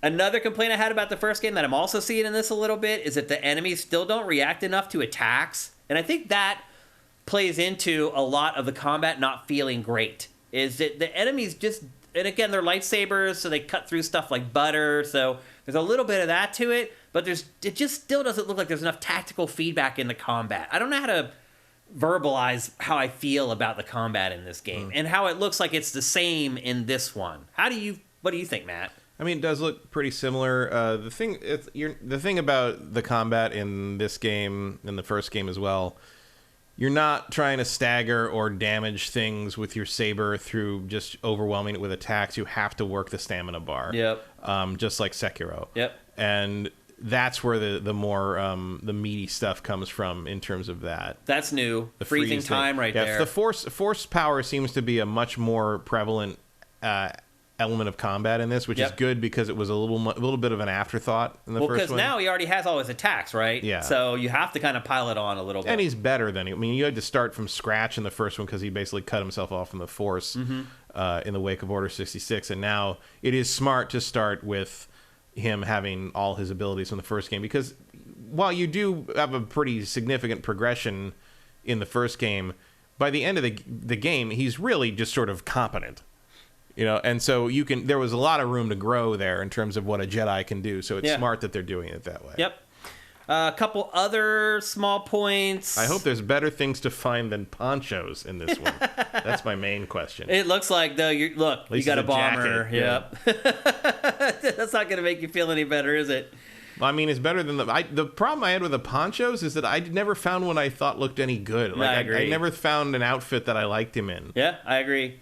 BD1 is around, as you can see. He's holding on for dear life throughout the entire time. It's great animation for the little droid, which to me was one of the real bright spots from the first game. I love BD1. He can still unlock chests, as you saw back there, and to get you gear. I know Matt wasn't happy to see that. There's also a clipping. I just want better stuff in the chests. Like, he has a grapple hook and a slash hook shot. Which is a brand new addition, and you saw that on that one shot where he climbed up the wall and it did the context sensitive thing on the ledge with the droid. I used this hook shot to get to that wall, so that should help with the traversal in the game a great deal. He also can do wall jumps like in Super Mario 64, which looked a little weird, admittedly. The game still includes meditation spots for saving, just like the Souls games, and just like the Souls games, you do that, it's going to respawn some of the enemies, and again, it follows kind of that aesthetic in general with how you save the game, which I was okay with because this game isn't as brutal as the Souls games. At least I didn't think it was. No. Force pulls. There's one shot in this where he force pulls someone, and as they're coming towards him, he chops them in half. Did you see that? Yeah. That's pretty freaking sweet. Like, hopefully there's more stuff like that in this game where you can combine your force powers. He also gets a blaster in this, and one of the stances is being able to use the lightsaber and the blaster together in combos. So force pull, slice, shoot, all in the same combo. They don't really show it in this, but that is just information that Respawn has shared about the game so far. You can tame wildlife in this, and they become your mounts. That's another new piece of information that they just supplied as IGN started rolling out its exclusive program this month, which should be cool. Hopefully some of the mounts are awesome. I'm guessing that they will be. You can force push grenades back at enemies. That was in the last game, but they show some of that in this as well. There's also some kind of a hyper mode that they showed earlier for combat that freezes enemies in place. So there's lots of new stuff in this map, but still I'm struck by how similar it still appears to the first game. Are you okay with that, or do you feel like it needs to have made more changes? I think it just needs to feel less janky, which we won't really know until we put our hands on it. It does look like there's less like character model physics wonkiness in terms of kind of how the enemies die and fall. You know, there was always a paper thin aspect to the first game. Like it never quite felt like everything was really there. That this one seems to be doing better with that, and I think also like the lightsaber streaks being left on enemies helps with that. Like things that may help convince you that they're in the world. You know, there's a Lucre Hulk. Yep. The big ball ship from there's a lot of leftover prequel tech on this planet apparently. So we'll see how it goes, but like that looks more like something that belongs in the world. Just the way they land on the ground with a more solid thunk. Agreed. Like whereas like in the last game, like the stormtroopers tended to sort of flop a bit and then float a little bit across the ground. And then they do that thing that like Skyrim guys do, where the arm was against a rock and it would just like jittery. Vibrate back and forth. Yeah. Now, one thing I did notice replaying it recently on PC is that they did add I don't know if they added it or if it was always there, but if an enemy like ends up against something and is doing some weird physics thing, the physics on it basically turn off after about 5 seconds. Interesting. So it's like they'll wiggle, and then they'll just sort of go limp. And it's like, okay, so I guess they finally died. Pushing droids off of ledges never gets old. Oh no, but I don't see a lot of that in this. I don't see like a lot of jank in that regard in this. Even when it comes to like. You could tell in the first game they never quite figured out how combat against the non-humanoid thing should feel. Yeah. And it looks like there's a little more. It feels a little more solid, like we're just watching him fight the big frog thing. But like that jump down from the ledge there looked awkward. That was a little wonky. But it's like it's hard to gauge that because he's using the Force, and the Force he's not going to drop as fast as he would because he's using the Force, and like. But even in the first game, like when you could do the ambush attack from above thing, and it never quite felt good. Yeah, it looks the same right there. Yeah. So I have some concerns after watching this. Like, obviously, it was my game of the year the first game came out. It was a weak year for game releases, but still, I really liked the first one. And I haven't touched this. I haven't played it, so I don't want to pass too much judgment on it. But what I've seen here, it doesn't look like that big of a departure from the last one. Hopefully, when I put my hands on it, I'll feel a little differently about it. But again, don't forget IGN's coverage rolling all month. Go and support them. Check out their coverage. They're going to be doing stuff all month long. And if you want, you can head to sifted.net and we'll curate it there where you can watch it as well. I mean, that kind of response might be exactly why they delayed it a month. It might be. That's the thing that feels like you could address a little bit, at least with some polish and some tweaking. Yep. It doesn't feel like something that would require a huge overhaul. Yeah. Sometimes it's just about like dropping a frame here and there. It is, yeah. Or sound effects, they have a big impact, like the timing of force feedback and the control, all that stuff adds up. Corey Barlog talks about the key to making the axe, like returning the axe to Kratos' hand. The key to making that feel good was like removing 3 frames of animation. That's all it takes. It's timing of it. Yep. So there you go, the Star Wars Jedi Survivor. This game is coming out on April 28th. It was delayed like 6 weeks from its original release date, so not much longer to wait for this one. And again, make sure you check out IGN's coverage all month long. Next up, it's time for us to celebrate Valentine's Day. Matt and I are going to choose or share our picks for the best gaming romances. Something that we've never done. And I will admit, as I Googled it, no one has ever done the list either. This is one list. If you're running a YouTube channel right now and you're looking for a new video game list to do, probably a little late to do it now. You won't get it done before Valentine's Day is over, but put it on your calendar for next year because it's one that hasn't really been done. And so Matt and I went about both of us picking 2 couples, and it could be guy and girl, girl and girl, guy and guy, doesn't matter. Just what relationships in video games really struck you and struck a chord with you. And Matt, what was your first relationship that you decided to select? My first was, this could go with a lot in this game, but it was Shepard and Tali I also like Shepard and Garrus and Shepard and... I wondered why you chose Tali. Tali has the cutest payoff hanging out together scene where they're watching a musical and she starts singing along with it and gets really drunk, and it's very funny. Because to me, it's like she wears a mask and you can't really see what she looks like. And like some of the scenes where they're like getting intimate, it's like she's still got the mask on. Yeah, it's a little weird, but also it's like she's the biggest dork, which I appreciate. Yeah. Shepard and Liara and Shepard and Garrus is also good. Yeah. But these are my favorite relationship scenes in Mass Effect are with her, because she's just a giant dork. She's an interesting character, for sure. But I just never chose her to romance because I'm like, she wears a mask. Like, how's that going to work?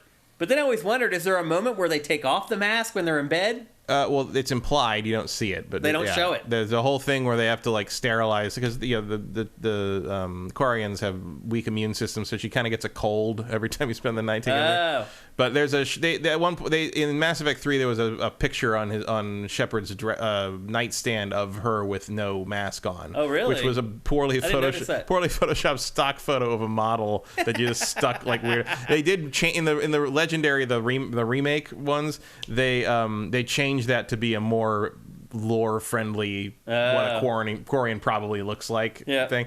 But it was a pretty cheap slapdash thrown together. She also has thing 3 fingers. Yeah, they are, and they look like pterodactyl things. And they're also digitigrade, so they have backwards knees. Yeah. I found this an odd choice. She has the best scenes, like especially in the Citadel DLC. Okay. Like, I think their relationship is the most fun. Okay. Of the options. All right. My first pick is the lowest hanging fruit, most obvious pick ever, but that's why I had to choose it, and that's Mario and Peach. From my very first days playing video games in the arcades back in the 80s, playing Donkey Kong, the relationship between Mario and Peach has kept me going for decades at this point. And we do stand a short king. It is kind of crazy because nothing ever happens. He goes out of his way to rescue her, and all he gets at the end of it all is a kiss. Mm-hmm. And I think hey, she bakes him a cake here and there, and we don't know what that means. Yeah, right. That could be anything. Probably better if she made him a pie. There would be more innuendo there, but that's why he's working so hard in Super Mario 64. He wants that fucking cake. Yeah. She promised him some things, and he's gonna get it. He's gonna get them, no matter what Bowser tries. Yep. To me, this is the love story that has sustained me through gaming from my very first days until now. And I think part of the allure is that nothing ever does happen.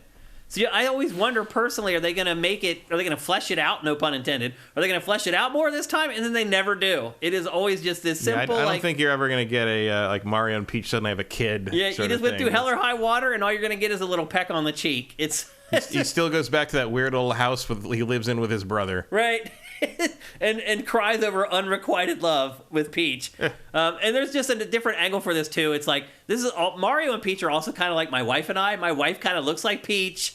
I'm Italian. Like there's just always been this little thing. Like for instance, for my birthday card, my wife got me like a week or so ago. It was Mario and Peach, and so we have this thing between the two of us where she's Peach and I'm Mario, and like I generally don't. What a glow up. Yeah, exactly. From the original. I generally do not buy her like Mario and Peach stuff, but she always does for me. So it's this little thing that we have going on. But it's eternal. No one ever needs a payoff. People just happily line up to go through the whole process again. An 80-hour trip. Oh, come on, Mario. You should be used to that by now. To get a peck on the cheek. That's all you're ever going to get. But I think probably it's the easiest pick. But also it's the easiest pick for a reason because it's just been a thing for forever. So for me, my first pick is Mario and Peach. What's your second pick, Matt? My second pick is Geralt and Yennefer. So this would have been my second pick, but because this is probably the greatest real romance in all of video games, honestly. I also loved how Yennefer, in the TV show, I thought they did a good job casting her there. Oh, you should change the lower third. Oh, you're right. Thank you. I love what they did with her in the TV show for the Netflix show. I thought they did a great job casting her there. And also a great job of portraying the relationship that she and Geralt have with each other. It's this very weird... It's hard to explain, really, what it is about them. I guess both their lives are so damn crazy that that's how they relate. Why did you pick Geralt and Yennefer? Because I like how they play it in Witcher 3, where he's been looking for her forever, and like there's a tie-in with the books where in the books they find a genie or a djinn, and there's a whole complicated thing where Dandelion almost loses his voice forever and like all this stuff. And basically in the end, Geralt realizes that the last wish, it's called The Last Wish is the name of the story. It's also the name of the quest where you resolve the relationship in Witcher 3. He realizes that the last wish is his, so he wishes that he and Yennefer will be together always. Mm-hmm. And that results in them sort of constantly coming apart and coming back together over the course of a long span of years, involve Ciri and all that stuff. So in Witcher 3, Yennefer wants to track down another genie to have the genie remove that magic from them to see if they still care about each other after that. Yep. And you can kind of go with that or be upset about it, or however you want to play Geralt that way. And then at the end, she basically says, do you feel anything? And you can either say yes or no, depending on how you want. And that's a really great way to resolve that situation. Yeah, it really is. And whichever one you pick, it's a pretty good resolution to the relationship, one way or the other. And then, of course, it's extra funny if you refuse to make a choice between her and Triss, and they both basically ditch you. Yeah. But this is actually very sweet. This whole sequence here is very sweet and very well played. Yeah. They're just a great couple. And I think it's, at least initially, like, I didn't know if I wanted them to get together. And it just seemed like this, as you said, like this long, winding trip of them. Finally, they do, obviously. But I just was always wondering if it was actually going to happen, even though I wanted it to happen from the first moment I saw Yennefer in the game. So they're just a great couple. They're a great dichotomy. They're a great team, most importantly. Like, they're formidable together. They're better together. Both of them are better together, and I think that's important to relationships. Yeah. So they're just a great... I mean, they're probably the royal family of video game couples, I guess is the way I would put it. Mm-hmm. I mean, it helps that they've got a whole book series backing them. Yep. But, like, most people, I think, didn't really know anything about this relationship until they played Witcher 3, because she didn't even appear in the games until the third one. Wasn't she... I thought she was mentioned in the second. She's mentioned in the second because he finally remembers her. Right. Yeah. And that becomes a whole thing with Triss, where, like... Yep. Triss basically took advantage of him not remembering Yen, because she liked him in the books anyway. Yeah. And she's like, oh, he doesn't remember who Yennefer is. I'm going to get in on this. And so she does. Yeah. And sure enough, when Yen gets back to Kaer Morhen in this game, she destroys the bed that he was using with Triss there. And he's like, why did you... She's like, I'm going to deal this in my way, and you can deal with it in your way. And I'm like, yeah, that's fair. Fair enough. Yep, they're a great couple, and... that's one of the things I'll miss if they decide to ditch Geralt's story for the future Witcher games. Well, I think they've resolved. The end of this game resolves that. Yeah. Like there is a happily ever after in a way you can get if you play your cards right on this game. Yep. I think we will see both of them probably. You think so? If the game takes place after Witcher 3, which it seems like it's gonna. Yeah. If you run into Geralt, I'd be surprised if you don't see Yen, or at least find out what happened. Yep. Great gaming couple, Geralt and Yennefer. And my final pick for the best gaming romances is Eiko and Yorda from Eiko. And the reason I love this couple so much is because it kind of typifies the way a lot of people end up getting with their significant other. Some random thing happens, the one has to help the other, you start out as friends. And Another couple with a taller woman. Interesting. What'd you say? Another couple with a taller woman. Yeah, you're right, actually. But what I really like about this is that the relationship between these two, the way they treat each other is actually the way that a real couple needs to treat each other to have a successful relationship. Their relationship is symbiotic. He does things for her, she does things for him, and between the two of them, they create this great whole. And obviously, through the entire course of the game, their relationship builds and grows, and they become closer to each other. It also is a great testament, I wouldn't say to love at first sight, but kinda. Yeah. Like, they almost essentially fall in love right at the beginning, as soon as they meet each other, because, of course, they meet under such extreme circumstances. But I just every once in a while, you got to just sit on the couch and shut up. Yeah. But I also love how it's not like, this whole game isn't the damsel in distress. It's not the male taking care of the female. It's both. They both help each other out throughout the entire course of the game.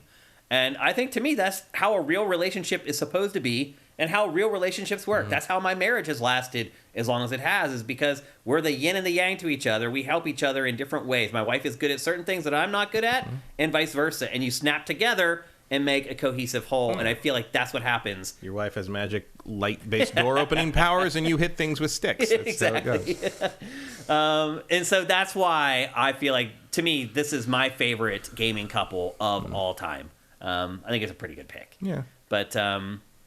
I thought about this one. I also thought about Wander and Yeah.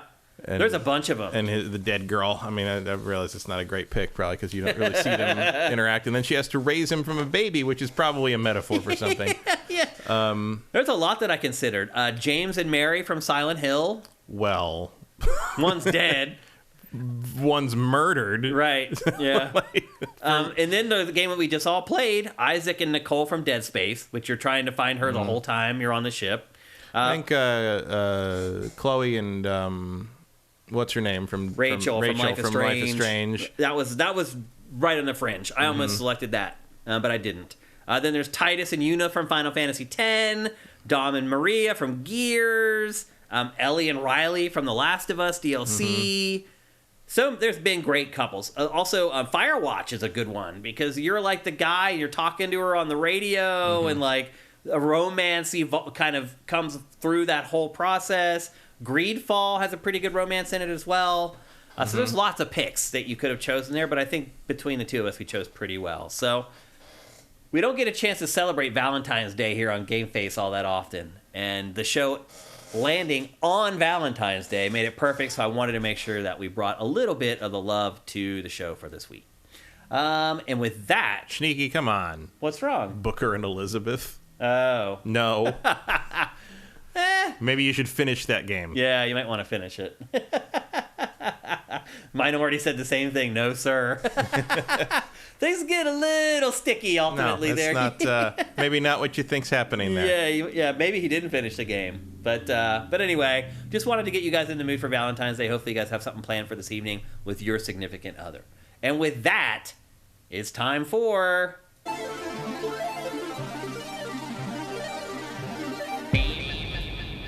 That's right, it's time for Name That Game. A game that you play against Matt Kyle. I show you 5 screenshots. You try to guess the name of the game before Matt does. A couple rules before we get going. If you've won already this year, do not play. Do not type anything in the chat. Do not guess. We also put the chat on slow mode, which means you can only send one message every 60 seconds. Somebody last week got burned by this, actually.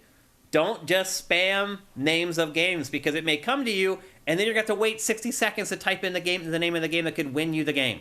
If you beat Matt, you win a free video game. If Matt wins, he gets nothing. He gets bragging rights. And Matt has won 2 of the last 3 Name That Game. So you guys need to step your game up. With that, Emperor Dread guesses Body Harvest? No. But I did think about it today. But it's not this week. Some week it will be. And with that, we're ready to go. But does his guess count if you haven't shown a picture yet? It does count. It does count? That's a good question, though. Can you win the game before the game starts? I don't think you can. You might want to wait next time, Emperor Dread. I think you got to hold that. If you want to blow your guess on a comedy guess, I think you got to use that guess when that picture comes up. Yeah. Oh, no, something just happened. Okay. I lost all the images there for a second. I was like, no, the game's over before it starts. Okay, so we're ready. We have 5 images. You're trying to guess the name of the game. Don't spam the chat. If you've won already, do not play. I mean, go ahead and spam the chat if you don't care. Yeah.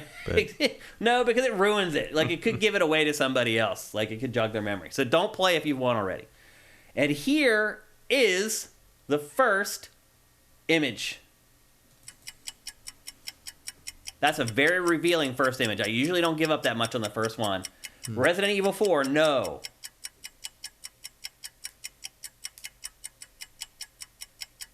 No one's even guessing.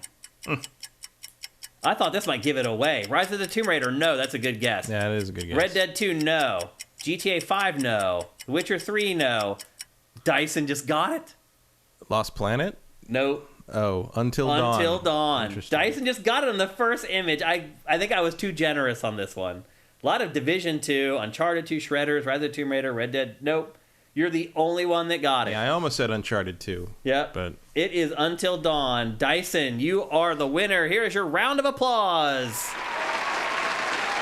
We'll actually be able to give away a game. I felt guilty the last couple weeks not giving away games. So it's like, we can't let Matt keep winning. So I did make this one a little easier on purpose. I wanted like our users to win this time. Here's the second image. That's a saw blade approaching two teens who are strapped up, getting ready to get cut. Here's the third image. That is the face of one of the ghouls that is trying to bite. I thought it was like an ice cave. I thought I was pretty impressed with that one. I thought I did a good job on that one. Here's the fourth image. That would have been a better first image. Yeah, it would have. You're right. Here's the fourth image, which is the cabin that they're all staying in. If you've played it, you know that. If you played it, you would know. And then this one, you definitely know because it's the box art for the game. So anyway, there you go. The winner, Dyson. The box art was like an hourglass with a skull on it. I'm looking at something else. For Until Dawn. This is the box art. No? I don't think so. Or maybe this is just the screenshot. Might be the title screen or something. Maybe. Yeah. This is like it's familiar. It's key art. Is what it is. Yeah. Not the box art. It's the key art. Congratulations once again, Dyson. So Dyson, send us a DM here on Twitch. You can send me a DM on Twitter at Dinfire. You can send Sifted a DM on Twitter at Sifted Games, or you can send me a DM on Sifted. I am at Shane. Hit me up, and we'll get you your free game. Congratulations once again. And with that, we have a little bit of time to do some Q&A. So if you have any questions for us, go at Sifted Games in the chat. It'll make it easy to pluck out your questions from the rest of the chat. Someone said the background of the box art is the hourglass thingy. Yeah. Kevin Rafa, Sifted Games. What did you get for your birthday last week? Any games related stuff?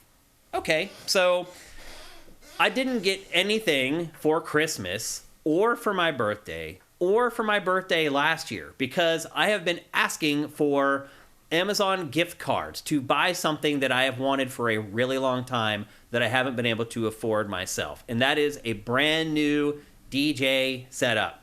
So they call it a controller, but it's really like two turntables and a mixer built into one piece of electronics. And it does a bunch of other stuff as well. It also connects to your computer, so I can pull tracks from my PC instead of having to like put in a CD or play a record. And so it's like $2,000, and obviously I can't afford it. And so I've been just asking for Amazon gift cards for literally like a year and a half so I could get it. After my birthday, I finally had enough to get it, and it sold out on Amazon and it hasn't been restocked since. So I'm like...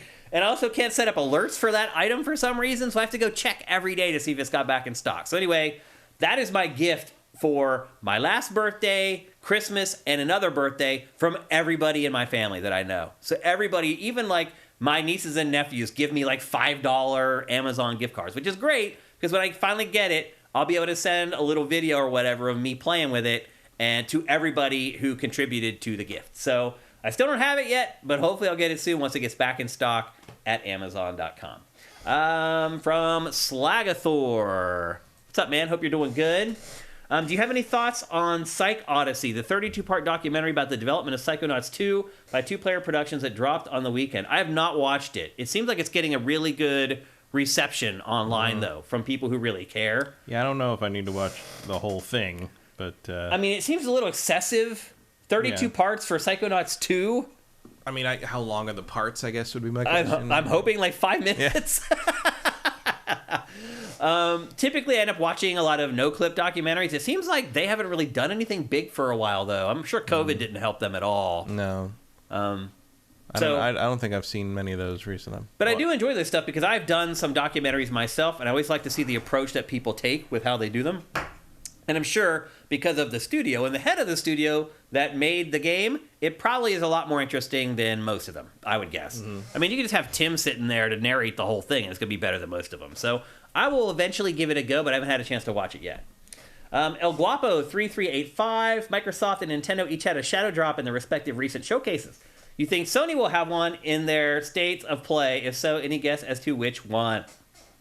It's not really Sony's style. But I could see that multiplayer The Last of Us game dropping. Factions, I guess. Something like that, maybe. But there's no way Sony's gonna drop like a huge sequel to like one of its big franchises just out of nowhere. Like you're not gonna get The Last of Us Part 3 unless like a shadow drop in a state of play. No, it would have to be like a remake. I mean, like a remake remaster thing is a good call, but what would it be at this point? I would say no. That's just not something that Sony really does. No, Sony doesn't care about that kind of thing. Yeah. If it's anything, it's like some indie thing they've got a tie-in with or whatever. Yep. JM Rain, as always, thank you for gifting more Tier 1 subs to our community here on the live stream. That's awesome, man. Thank you so much.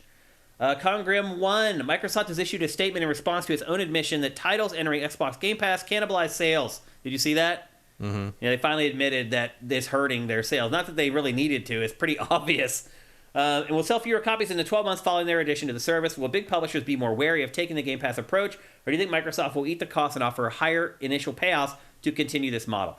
I think already the publishers know. Yeah. I don't think it's a secret. I don't think Microsoft has tried to keep it a secret. No, they definitely know. They know that. But Microsoft is making it worth their while to forego the lost sales. Yeah, you're basically you're taking guaranteed payout versus maybe it will sell this much. Yeah.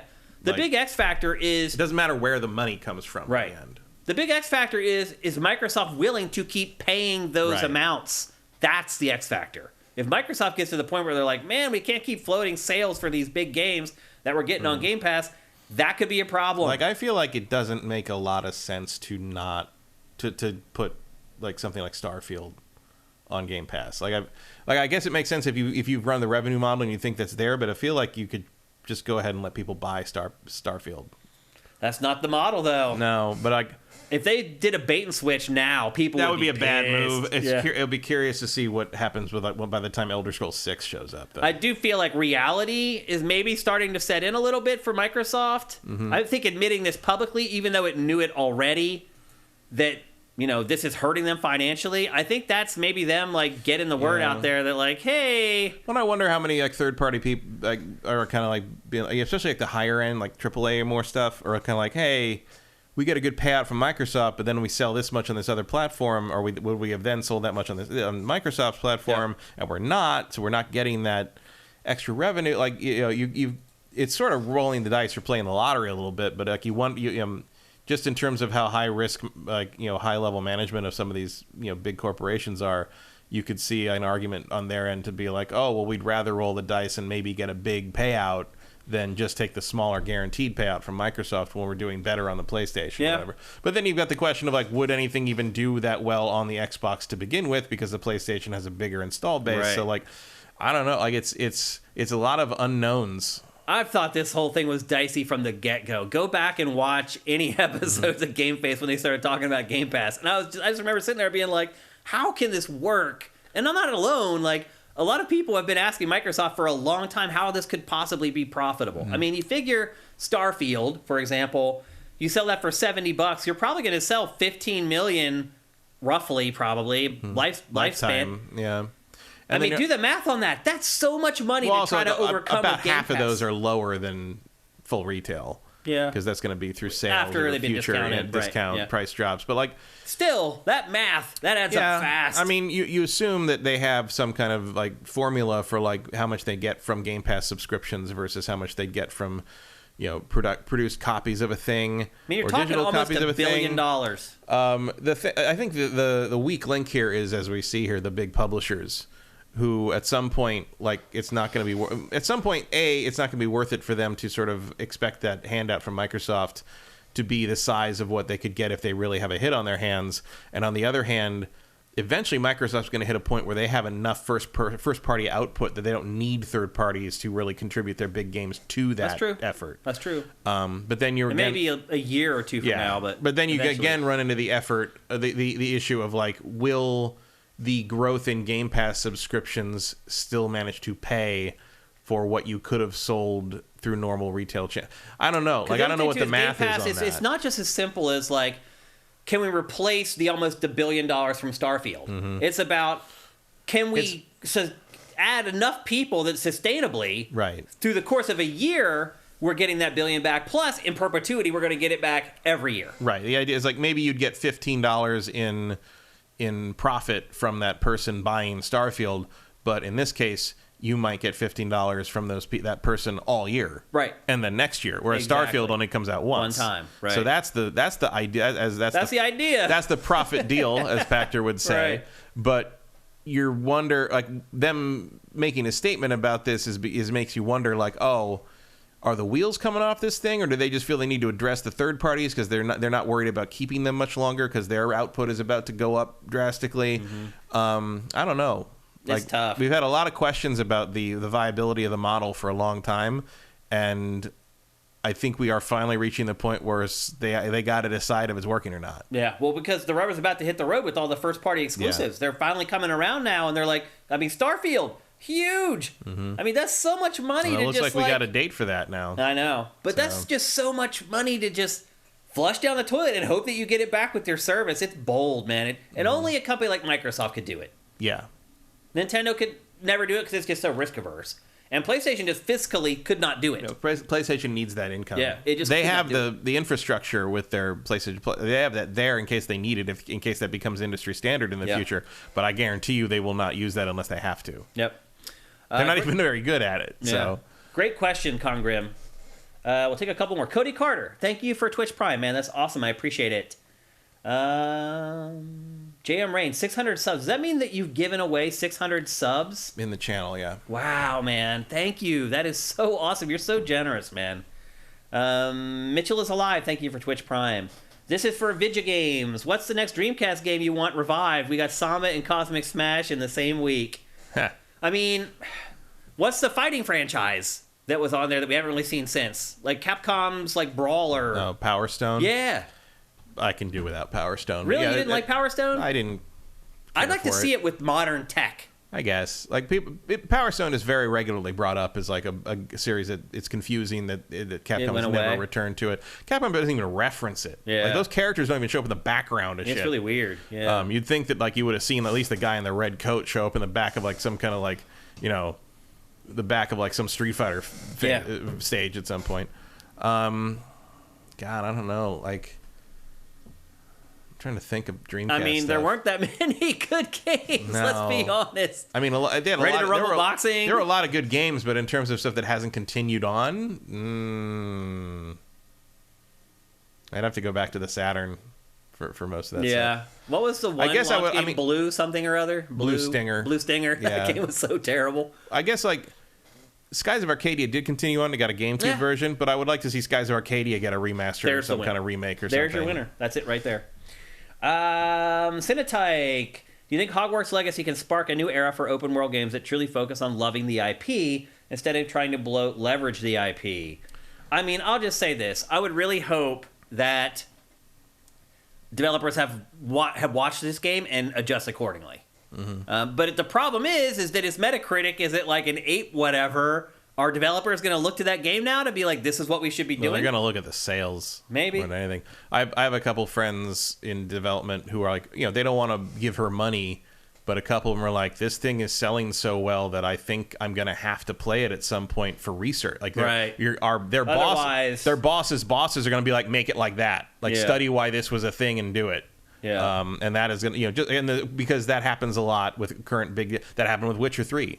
Like, why are you seeing so much Witcher 3 influence? Because a lot of publishers told their developers, play this thing and figure out what the secret sauce is and put it in our next round of games. Yeah. And you're seeing that now. Like, you're starting to see that influence pay off in some of these things. I'd agree. Yep. Even in Forspoken, even though they maybe didn't get it quite as right as some of the others. Not quite. Vortex Complex, oh snap, when is the Sifted DJ live stream? I would say never. like you guys are sitting there now like, I want to watch Shane DJ. And I'll tell you what'll happen is you'll show up for the stream, you'll hear 3 tracks, and you'll leave.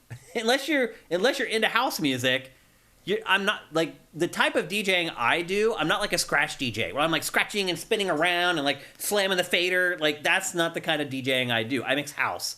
And the objective for me is to mix songs together without you telling that I switched from one song to the other. It needs to be this continuous flow. So you're like, wait a minute, did the last song end? This is a different song, but when did the last one end? That's the objective of the house DJ. And for people who aren't into house music, watching somebody do that is not particularly compelling. When you see like EDM DJs at big festivals and they're doing like the tweaking and it's all fake. It's all nonsense. Like they're not doing anything. When they're tapping like the buttons and it's all fake. It's all show to make it interesting. A really good house DJ doesn't do that. Like they make mixes that are seamless that you cannot even tell that they mix. And that is my objective when I mix. So the funny part is if I stream myself DJing, you guys would meet this whole other group of people that know me that you guys do not know. Because they know me for being a DJ and being a raver and being in the electronic music scene. And they know nothing about my life here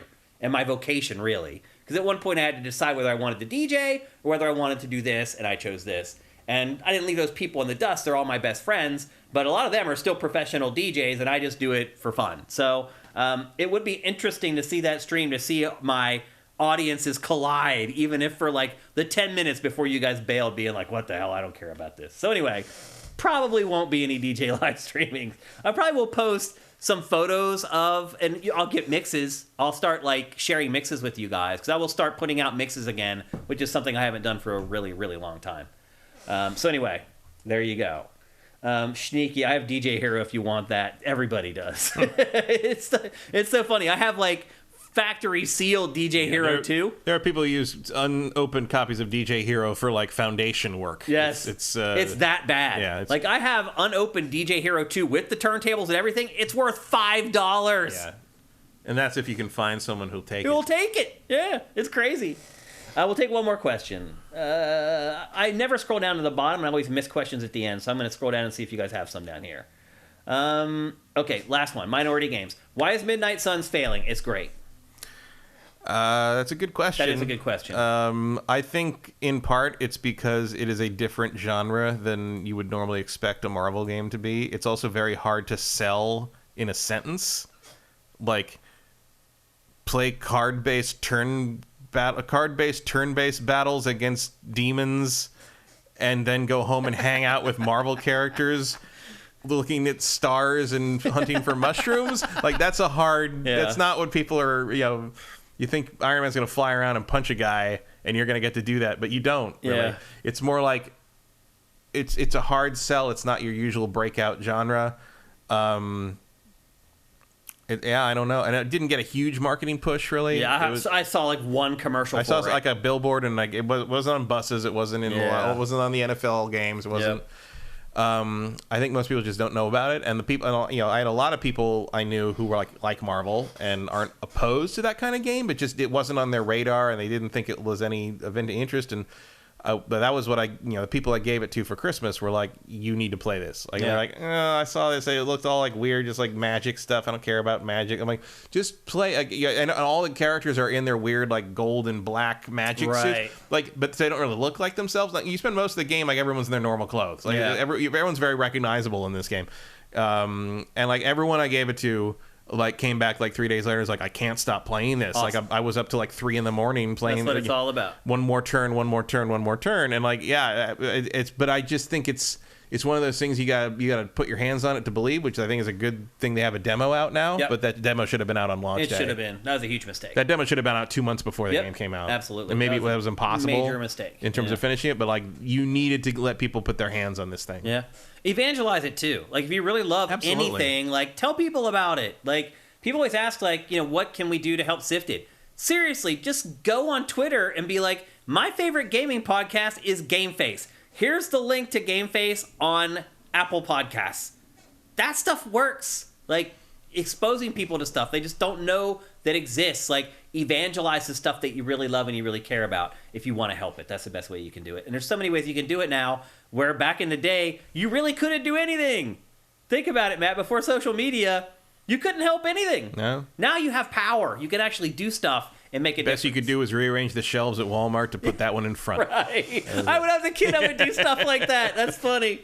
All right. So there you go. That's GameFace 330. Happy Valentine's Day to everybody. And before you go out tonight, if you want to have a good time, get yourself some LS Cream. Go to creamls.com. There's a store locator there. Before you go out on your date, you can swing by the liquor store, swing by Bevmo, pick yourself up a bottle, and have one of the best Valentine's Day evenings you've ever had in your life. And I do hope you guys have a great Valentine's Day. I hope each and every one of you have some significant other that you can spend it with. And I just want to say that I love you guys. So even if you don't have a date tonight, you got Shane here, who, if I could, I would absolutely go out and have dinner with you guys or go out and get drinks. So hope you guys have a great Valentine's Day.